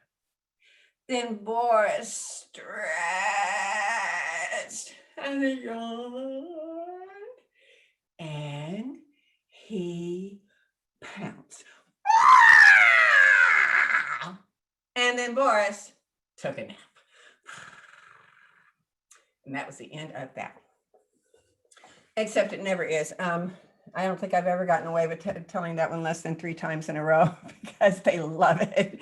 They totally love it. The first time they kind of get it, but that third time they know when to pounce. They really get into it. So those are things that we can do. A lot of these things we can do this summer with, Tales and Tales. Bringing the story to life with our whole body. Now, you know for a fact that not every kid's going to do that. You're going to have some kids who are very, very active and absolutely need to move in order to succeed. They're going to be up doing that with you, and you're giving them a way to succeed. There are kids who are auditory learners, and all those sound effects and stuff, they're going to love those, but they may or may not do too much. But then there are the visual learners. The visual learners, they're not going to move, because moving gets in the way of them succeeding. So they're going to go. And it's tempting to think they've gone into a trance. Their screen froze. But no, that's how they process information. And so what I try to do is provide as many options as possible for every kid to succeed and let them choose what's working for them on that day at that time. We're going to take, this is our last break. It's only going to be about 15 minutes. And so when we get back together at 2:30 your time, we will be finishing up. And we're going to get to see your little what's it stories, by the way. So in case you think that I had forgotten, I have not. So I'll see you in 15 minutes. All right. Bye.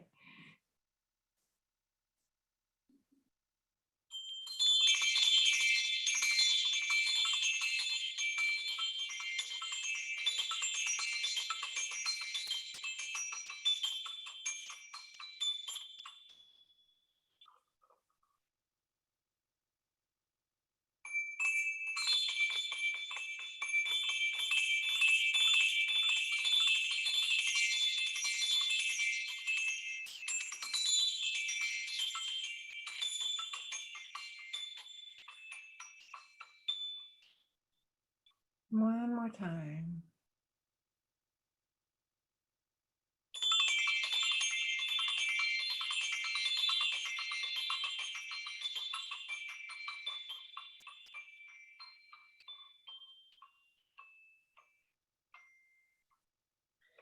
Okay, we are on the homeward stretch.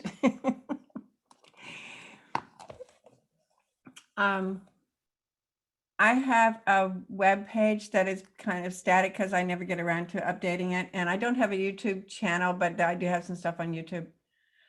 Um, I'm useless that way. A lot of the work I do, I mean, I love to work in libraries, and I would love to come to South Florida or any place in Florida. I would love to get out of, all I ever go to is the grocery store these days. But yeah, I would love to do that. But I haven't kept up my website. I'm really bad about it, but it's just sherrynorfolk.com.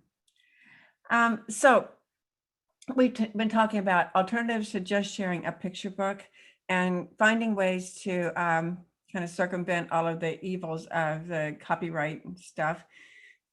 So one other option is making up your own stories. And you can base them on stories that already exist, you know, and just kind of, and actually you've been doing some of that already today. I just wanted to give a few examples. I love this book, Bob. And I didn't discover it until very recently, Bob the rooster, who doesn't know how to cock-a-doodle-doo. And so he meets up with a cat, and the cat says, well, I can't do that, but I can teach you to meow. So he learns to meow, he learns to bark, he learns to do all these other things. Finally, he learns how to cock-a-doodle-doo, goes back home, and a fox comes, and he tries cock-a-doodle-doodling, the fox doesn't care, but then he says, meow, woof, woof, woof, moo. And that scares the fox so much he leaves and never comes back. It doesn't have to have the animals in it that are in the book. You know, you could do this story and ask the kids, go get your favorite stuffed animal. And then let Bob meet up with each of the stuffed animals and ask the kid to make the sound and to teach Bob how to do that. So that would be a really fun way to get the kids involved in the story, make it very personal to them, and make up your own story as you go along. Another story that I've always loved, but it's not a gorgeous book, is Are You My Mother? It's an old book. And I just recently realized that it was based on an old African folktale. I don't know if that's where Eastman got the idea for this story, but there's an old African folktale that's so much like it that I'm kind of sure they did. Anyway, you might have this glove puppet that you probably bought at Barnes and Noble in the children's area. It used to say Old MacDonald had a farm right there, but I didn't want that to be misleading, so I just covered it up. So you do this.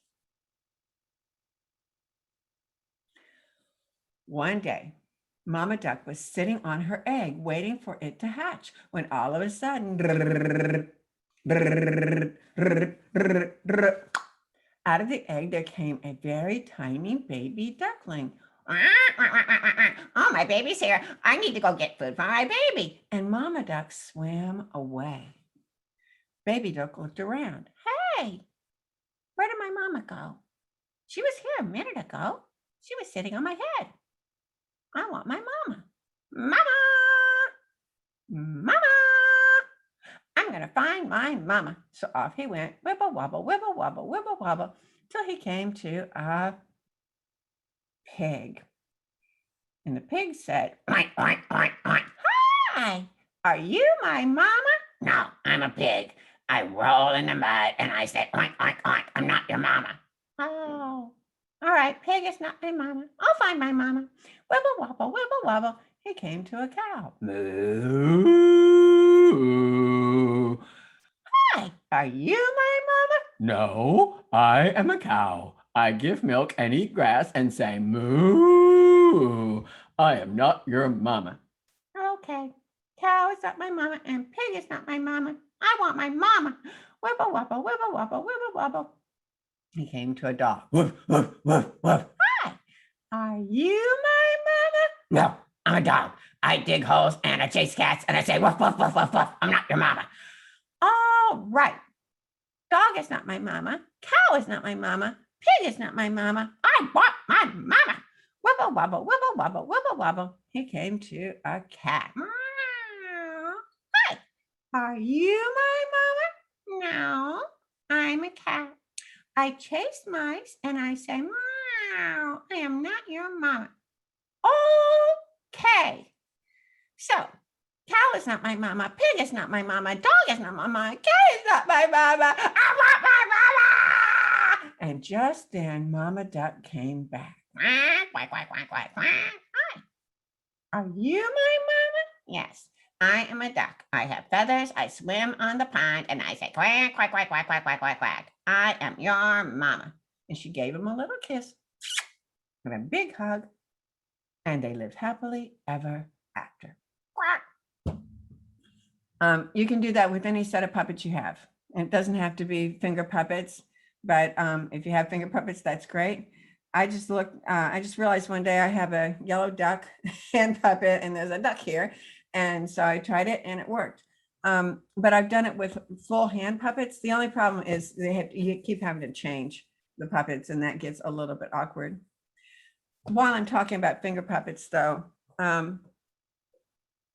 I mentioned before having a stage, and an easy way to use the finger puppets is not to put them on your fingers, but to put them on clothespins. And then the clothespin can be on the side of a box and your puppet can stand up. And I got these at IKEA. These puppets are from IKEA. I think it's like 10 for $5 or something. It's some amazing price. The only problem is they're very tiny. They don't look tiny, but when you put them on your finger loses circulation. It is so tight around your fingers. So that's when I discovered that you can get these at the dollar store and they're cheap. So they work. Okay. Another example is It Could Always Be Worse. It's an old Yiddish folk tale, and it could always be worse. There's a farmer who thinks his house is too noisy. I can't remember. There are a zillion versions of it, but let's say the dog barks and the cat meows and the baby cries. So he goes to the rabbi, to the wise man, and the rabbi says, put some cows in the house. So now he has moo, woof, woof, woof. And so he goes back and the rabbi says, put some chickens in the house. And now he has even more noise. And he finally puts sheep and goats in the house. And then he takes out all of the additional animals and just has the cats and dogs and baby. And now he thinks it's just right because it could always be worse. That was the really ripped through version of the story. That story doesn't have to be in that setting. It doesn't have to be those characters. You could have it in a pond and Frog thinks it's too noisy because the ducks quack and the geese honk and the beavers chew on wood. It could be in the jungle and the lion thinks it's too noisy. Wherever the setting is, you put new characters in. And what I do with that with kids, I tell them the story. If we're face to face, I have them act out the story. They can all be in it because you can have a dozen of each character if you want to. But then I have them make up their own, the whole group. We make up a story together. And then we act it, and then we can, all of us do the sounds and everything together. One of the things I'm trying to get across to them is that making up a story is easy and fun, and they can do it. You know, I mean, they are authors when they do that. And it's just such a fun way to get the kids involved. And it's kind of another example of taking one story and drilling down with it instead of saying, okay, there's this story and there's another one that's in the same theme, which is also a great way to do a program. I really like to take one story, it becomes the theme, and then we drill down with that story. So having said all of that, one of my favorites is the Three Little Pigs. So the first time I do the Three Little Pigs, I tell the story. The second time, if I'm in person, I make houses on the floor with masking tapes. I just use a square off with masking tape and make the houses, and we act out the story. The third time, I use puppets. The fourth time, I tell a completely different story with that same pattern. So I might tell the three little frogs and the big bad alligator that I showed you before. And then I give them all the stuff and they make up their own story. And then they tell us the story. So now it's time for you to tell your stories. And so you're going to be getting back into your breakout groups. I think we're going to need at least 15 minutes this time because some of the groups have 6 people in them, I think. So can we do about 15 minutes, Taylor? We sure can. Okay, everybody share your story. And then I have to warn you, when you come back, I'm going to ask if at least 1 or 2 people will actually demonstrate for us. I said at least 1 or 2. Okay, Taylor, send them away. Just as a heads up, I think there are only going to be 8 rooms this time because we've had some people leave, and I just merged the ones that were left over. Good, that's great. Thanks. Alrighty, here we go.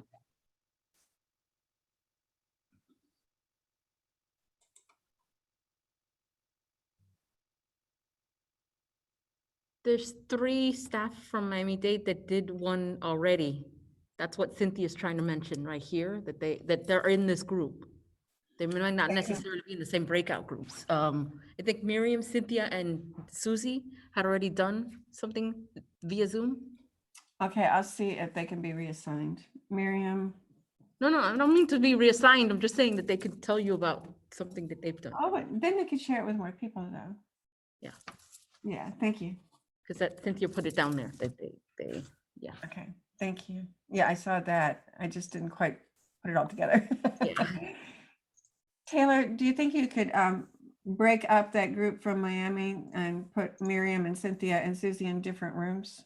Yes. Thanks. Go ahead and grab them.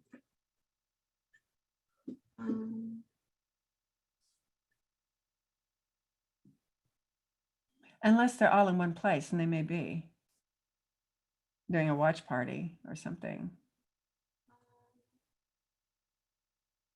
Did you say again? Miriam, Susie? Miriam is in one. Miriam, Cynthia, I think, and Susie. Cynthia is in another. Susan? Benitez? Is it Susan? I thought she said Miriam, Cynthia, and Susie, but I may have heard her wrong. And she wasn't 100% sure of the names either. It does look like they're already split up.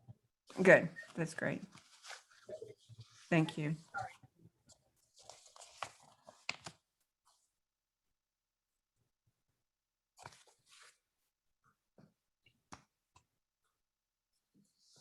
So we'll be coming back at 3:05. Wow. Yeah. Oh no, I'm wrong. 5. So I think 3. Right at 3. Okay.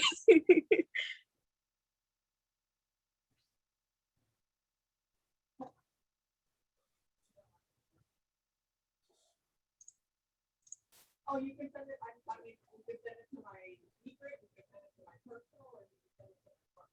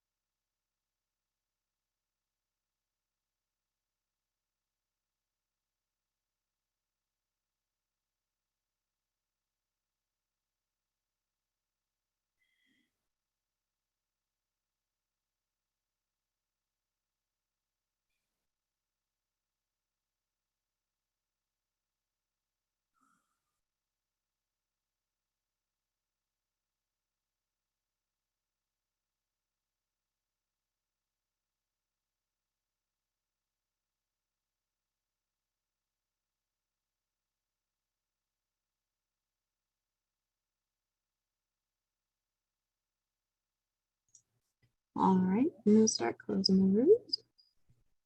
Okay.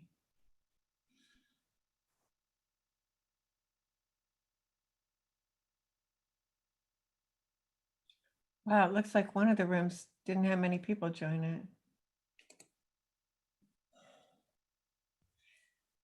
Welcome back.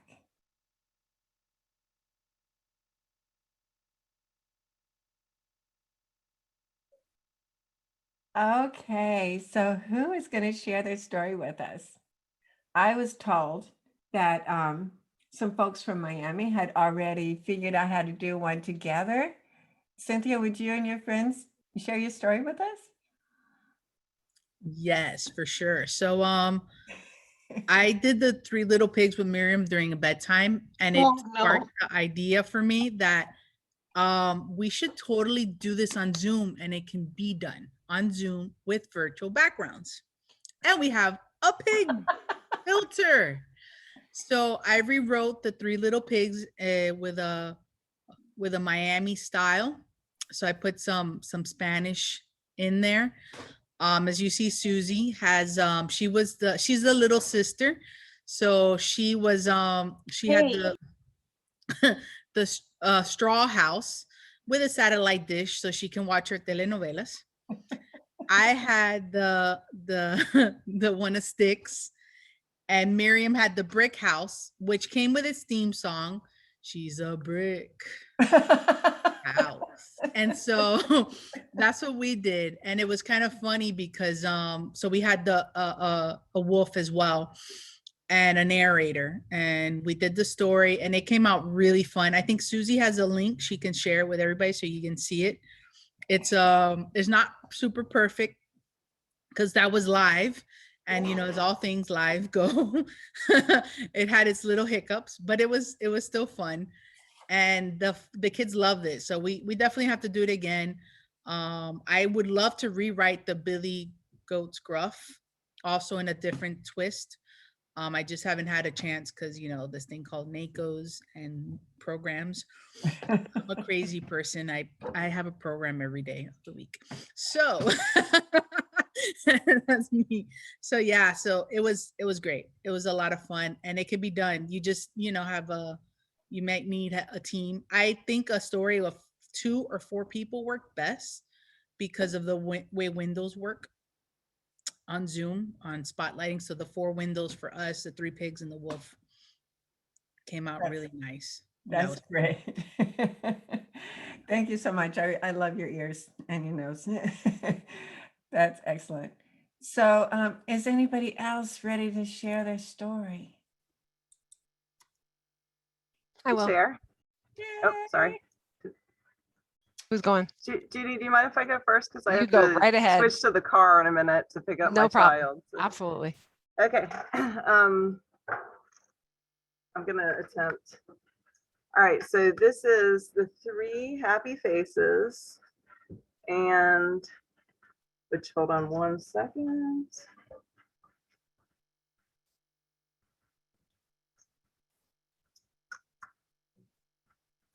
Okay, the 3 happy faces and the big bad angry monster. Hurrah! There's the 3 happy faces. So the 3 happy faces had heard that there were some really scary monsters in the forest and decided that they needed to find some safe little homes for themselves. So the first one they came across was the, oh, come on. This isn't the best setup. Anyway, the sad house. Aw. The first happy face thought, this is the place for me. I'm going to move into the sad house. And the other 2 happy faces, they didn't feel very sad, and they didn't want to live in the sad house, so they continued on. They came across the worried house. Ooh, I feel worried all the time, said the second happy face, and he decided that was definitely the house for him. But the third happy face didn't feel like the worried house or the sad house was right for him, so he kept looking. And he came along the silly house. And this one was perfect for the happy face. So he moved into the silly house.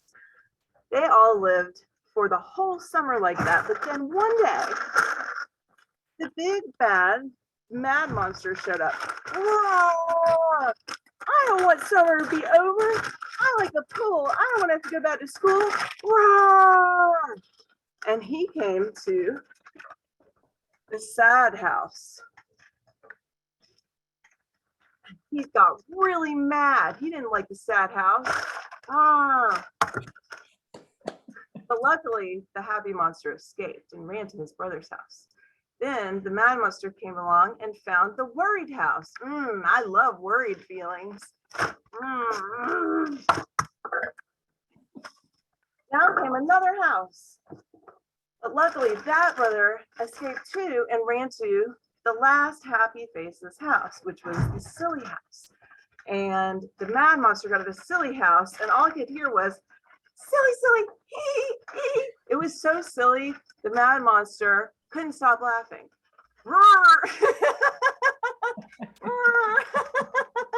It drove him crazy. He couldn't be mad and laugh at the same time. So he went home really grumpy. And the three little happy faces lived happily ever after in the silly house, which protected them from the mad monster. I love that. That is wonderful. And, you know, teachers pre-K and up are worried so much right now about the way children are going to relate to each other when they're back together, and how they are relating to each other now that they're back together. So that's a wonderful, fun way to address that social emotional learning. In fact, I'm probably going to steal it and use it for social emotional learning, but I'll give you credit. Hey, you are welcome to do that. Thank you. Does anybody else want to share their story? I don't want anybody to feel like that. Oh, Judy, yes. Well, we wrote one together. So the group, this is group 4. We wrote The Musical Mice and the Crazy Cool Cat. So our 3 places that they were going to go to, she did a great job, by the way, Christine, that was awesome. The first house is going to be an old record player, but it won't lock. And so he's got to knock it down. The second one is a drum. He's going to scratch his way through it. And the third one where they're going to survive is in the cash register. But we came up with Little Mouse, come out and play a tune. I want you in my belly soon. And then, oh, no, I won't come out. You can just sit out there and pout. And then, so I'll scritch and I'll scratch and I'll claw my way in. So those are the things we were coming up with. It was fun working together on trying to come up with something together. Yeah, I think that working together and brainstorming together is the very best way to come up with really great ideas. I'm glad you were able to do that. Thank you. That was great. Okay, I'm going to just check again and see if there's anybody else that would like to share. I don't want to leave. Oh, Maria. Hello. We came up with a story on the spot because we've been so busy. We were afraid we were going to be sent to Azkaban because we didn't do our homework. So we came up with something. We were group 3. And Sarah, and I'm missing someone. Was it Christine? I want to make sure I'm saying the names right. So the story is The 3 Little Birds and the Hungry Cat. Once upon a time, there were 3 little birds. Oh, look at that drawing. Beautiful. And they had the mama bird. And the mama bird said, okay, my 3 little cutie patooties birds, you are ready to move on and find a home. And you can always call me back and tweet me. Tweet. And off the little birds went.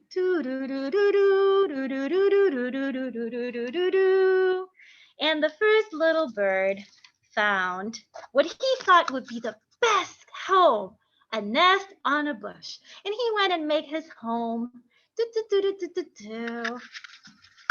And he was so happy until dun, dun, dun, dun, dun, dun, dun, dun, dun, a little cat came along. Oh, hello, bird. Are you loving your home? Oh, thank you. I do. It's a new home. And the cat said, ooh, you know what? You may not know that I offer nice bath and fun time under the sun. Ooh, and the bird thought about it. And the cat thought, ooh, perfect, tasty bird. And the bird really thought about it until he, not sure if that is a good idea. And the cat couldn't wait any longer and said, I am going to change my mind. I want to eat you, and I'm gonna huff and puff until I get you. And the bird and the huff and puff, and I could have all the kids do it together. Huff and puff. And then the bird flew, and then the nest flew away. And then the bird went to the next to find the other bird. And then, so the other bird had found a nice home as well. And this was a nice tree, up in a safe tree. And he made himself a home on the tree, the second bird. And the other bird had found the other bird, and they were safe together. And he told him about the cat. Oh no, he told him about the kitty. And came the kitty and offered them a bathe and so on in the sun, and they knew what he was up to.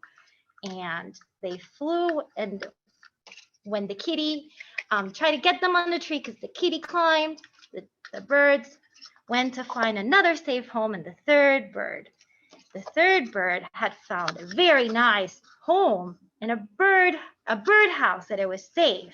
And this one had strong internet connection to tweet mommy. And a panic room and all the gadgets, including a safety alarm. When the kitty came that the other two birds knew about, oh my goodness, all the pipe cleaners. When the kitty came, he tried to offer a bathe, but they knew better. And the cat huffed and puffed to try to get them. He wasn't successful, and all of the birds lived happily ever after, and they tweet mommy to come home. I should have practiced that better. That's it shows how practice makes perfection. We don't need perfection. But I mean, that was great. That was so much fun. And you know what? The kids the kids aren't looking for perfection. They just want you. They really do. And you having fun with it, they'll have fun with it. And it lets them know that, you can play with it. It's great if you can play. You are so lucky because you have so many resources here, right here on this, right now. We've had 65 people in this workshop, and all of you can contact each other, you can work together, you can brainstorm together. That's the best way to come up with these great ideas that you guys have been sharing. Anybody else want to share before we? I have one I'd like to share. Okay. Absolutely. Okay. I won't go through the whole thing. I'll just be quick. But once upon a time, there were 3 little bears. Here's my little bears. And they didn't like to ask for anything. So they visit their favorite honeybee hive, and they gather their pots of honey, and they go back to their homes. And the first little bear found a thicket of blueberries and thought, this would be a nice place to live because my favorite treats are right there at hand. And then the 2 bears kept going. One found a tall tree, and the other one found a burrow, a den with a big rock that he could put in front of the door in case the bugs or something wanted to come in. So after some time, a little bee who was very small but had a very surprisingly loud voice because he was angry. Oh yes, here's my bee, sorry. And he comes up and he says to the first bear, buzz, buzz, little bear, you've been busy, I see, stealing all the honey made just for me. Oh no, claimed the bear. This honey is in my pot. It's not yours anymore. No, it's not.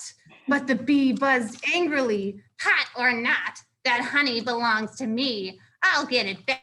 You wait and see. So the bee dives the bee dives into the thicket and he stings the bear on the nose, and the bear runs away, and the bee takes back the first pot of honey.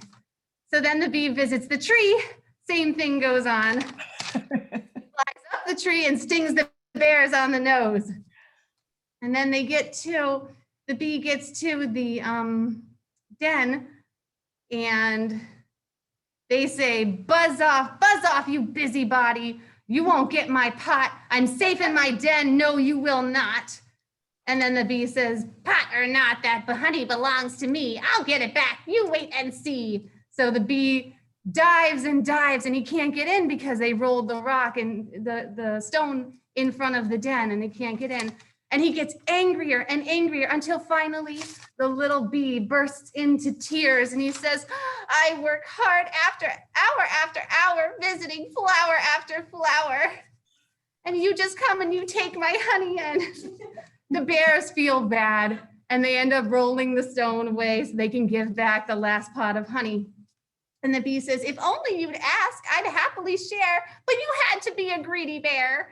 And then he flew away and he left the bears to think. And the next day, the bears visit the hive with a new pot full of flowers that they share with the honeybees. And then they're all happy and they share their honey at the end. There is so much talent in this group. That's amazing. You just came up with that, just like, oh my, and it all rhymed and everything. I am incredibly impressed. Okay, I'm going to just ask one more time because I don't want to leave anybody out, and these are so amazing. That's the Swiftland area and our adopted librarians throughout the state of Florida. Thank you. Yeah, boy, you got some great ones there. Okay, so a couple of points I want to make. Don't strive for perfection, because if that's what you're waiting for, you'll never get anything done. I mean, it's just, we can't be perfect all the time. We can have fun. We can practice. And in fact, it's absolutely essential, because as we started, the point that we started on was that everything we're doing is kind of reimagining, reinventing what we've done before. And what I find myself doing is, I think, okay, this will work. And then I practice it and I'm like, well, no, that didn't work. Or I'll try it and think, I wonder what that looks like from the other side. And so I'll make my husband watch it from the other side. And he says, no, yeah. So I have to fix that. Or he says, I can't hear it. That's not working. One of the things we have to be aware of is that when we do a really loud sound, unless we have, okay, I'm going to ask you to look up in your upper left-hand corner. Mine says turn on original sound. What does yours say? Does it say turn off original sound? Because what you want it to say is turn on original sound. I don't know why that is. I mean, it doesn't make sense, but what I do know is if it says turn on original sound in that upper left-hand corner, it allows you to do two sounds at once. Like I can talk and do this at the same time. It doesn't break up the sound. I can make a rah, and it doesn't break up the sound. Right? So what you do to get it to say, well, you just click on that arrow and change it so that it says turn on original sound, and then you'll find that your voice isn't breaking up as much. That's the kind of thing you don't know unless you have somebody on the other end telling you, wait, your voice is breaking up when you make that loud sound or when you drum and talk at the same time. So you need to have someone, if at all possible, to practice with. You can practice with each other. You can practice with your kids, but find someone that can tell you what's happening from the other end. Can they see? I have two different stages that I use. They're different heights, and I use them depending on what my puppets look like and how big they are, because the small stage, I need that for the bigger puppets. And so I'll try it out and I'll look at it. And it's just also making sure that everything is within arm's reach in the order you're going to need it in. Everything looks, I'm looking at my screen and it looks like everything's calm and peaceful over here in my little basement office. But if you could see this room, I mean, it looks like a puppet factory exploded. There is stuff everywhere, but it's all within reach that I can find it and use it. So I'm not having to get up all the time and trip over things and find things. Okay, so there was one other thing I wanted to say. Yeah, that part isn't within reach. My brain has turned. Oh, so there are some easy tech things that you can use. Oh, I'm not going to show you my desk. No, that's just, thank you. So there are a few little things that you're probably aware of, like using whiteboard. With whiteboard, I can type to you, or I can say, I can draw. Like I can draw if I do it correctly. So I could do tell and draw stories here. There are ways to let the kids be interactive with it. If you can, so if you are interested in doing those kinds of things, you might want to look into that. It's with the share screen. You click on share screen and then you click on whiteboard. There's another one I wanted to show you really quickly. This one it's also a free app that I love, and I think it would be really good to use this summer. This is called Padlet, and on Padlet you can put all kinds of pictures, videos, written material. You can put it on there. You can move it around. You can just do all kinds of things with it. And what you can do, if you look up here and click on share, I can send you that link to the clipboard, and then you can add things to it. And so what some libraries are doing is they are sending a link to their kids and saying, send us a picture of your pet being goofy. Or especially for this coming summer, it would be great to have them send you a picture of their pet, or send you post a story that you've written, or post your favorite poem. They can share and they can build that board together. You can control what goes on there. If there's something that goes up that you don't think is appropriate, that you can delete it. But it's Padlet, Padlet.com. And I have found that I can do all kinds of things with it. I use it constantly, not necessarily for library things, but I'm going to do this again. So this one would be for the library. So I would share the book Alphabet City with kids, and you're probably familiar with it, in which it's just photographs of places in a city, and in each one there's a letter of the alphabet that's represented. So for instance, here you could see the letter V. Wait a minute. So you can see the letter V here, or you could see an X. Here you can see an S. This is sort of kind of a Z, not so great. Obviously there's a K, but here's also an O. Over here you've got a lot of H's and I's and T's. So it's helping kids recognize the letters where they're represented. And so what I do is usually I'll share the book Alphabet City, and then I'll have them do a hunt around their house to come back and report, where did you find a Q in your house? Did you find an S? Did you find an L? Have them report, and then maybe put that Padlet up and ask them to find the different letters. So there are all different kinds of ways that you can use that app. And I just wanted to let you know about that. And of course, you can use the breakout rooms. I do want to give you one caveat on that. There are several libraries that I've talked with who say that they will not do any breakout rooms unless someone from the library can be in each room. So if you don't have enough staff so that each room has a library staff member, and that in those libraries, they won't do breakout rooms at all. I think that, that would be something that you would need to talk over, but with kids, letting them get together and do what you just did, make up a story together, act out a story together. It would be, it's a great way to be able to use that technology, but you do have to talk over that security and safety issue. Okay, I have more stuff to talk about, but we are just out of time, and I want to just see if there's anybody has any questions or anything before we come to a stop. Belle, did you have a question? Okay.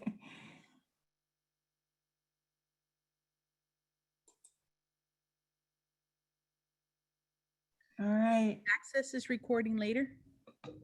Yes. Oh, I shouldn't say yes. Luli or Taylor, can you tell us, will they have access to this recording?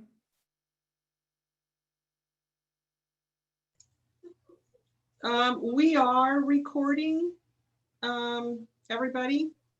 I can't tell you that you're going to have the access because we have to try and download this massive file first. Yeah. And then we have to see how we can email it. We will not be putting this up on the website because we will not be closed captioning this. So I don't believe we'll be able to put it up on YouTube either because it will be then in the public domain and it won't be captioned. So that's something that we're going to be working with to see what we can do. Individually, if you want the link, we'll try and send it to you. But that's the best we can do right this minute. We have to investigate it. This is the first 6-hour workshop that we do like this. So, you know. Could they at the very least get the chat, because there is a lot of valuable stuff in the chat. I will leave that to my technical experts to try and figure out. Yeah, because the chat, actually, everybody, if you click on chat and go all the way at the bottom right-hand corner, there are the 3 dots. If you click on the 3 dots, you should be, yeah, save chat. You can click on save chat and it'll save on your computer. And we'll try to do all of that stuff and include it. You'll be getting several emails from us over the course of the next few days as we close out this wonderful event. Thank you, Sherry. I know Taylor has some things to say to everybody in a minute, but I'm going to take this moment right now that since I'm on and thank everybody and thank you. I don't know how much coffee you've drank today, Sherry, but I can tell you, you win the energy award. Everybody else, I want to thank you personally for making this event a success for Swiftland. I'm glad we were able to do this. I just don't know how to say thank you to everybody involved enough. Appreciate your support and thank you very much for being here. Thanks, everybody. You made it such a fun day. It was great working with you and playing. And did I turn my voice? I think I was born with a very low voice, and so I really can't take credit for it. Thank you, Sherry, for such a fun and interactive virtual workshop today. It was a lot of fun to watch. So I hope everyone had a wonderful time today. And for those of you who are in a watch party and have not yet sent the list of participants watching with you, please send them to me or Luli. You can use the email that you got this morning with the link to the interactive workshop today. It's super important that we get this information so that it can be reported in the grant. And as always, we encourage you to keep an eye on the Swiftland CE calendar, the Swiftland Facebook page, or your message from the listserv. Thank you everyone for attending and have a great rest of your day. Bye.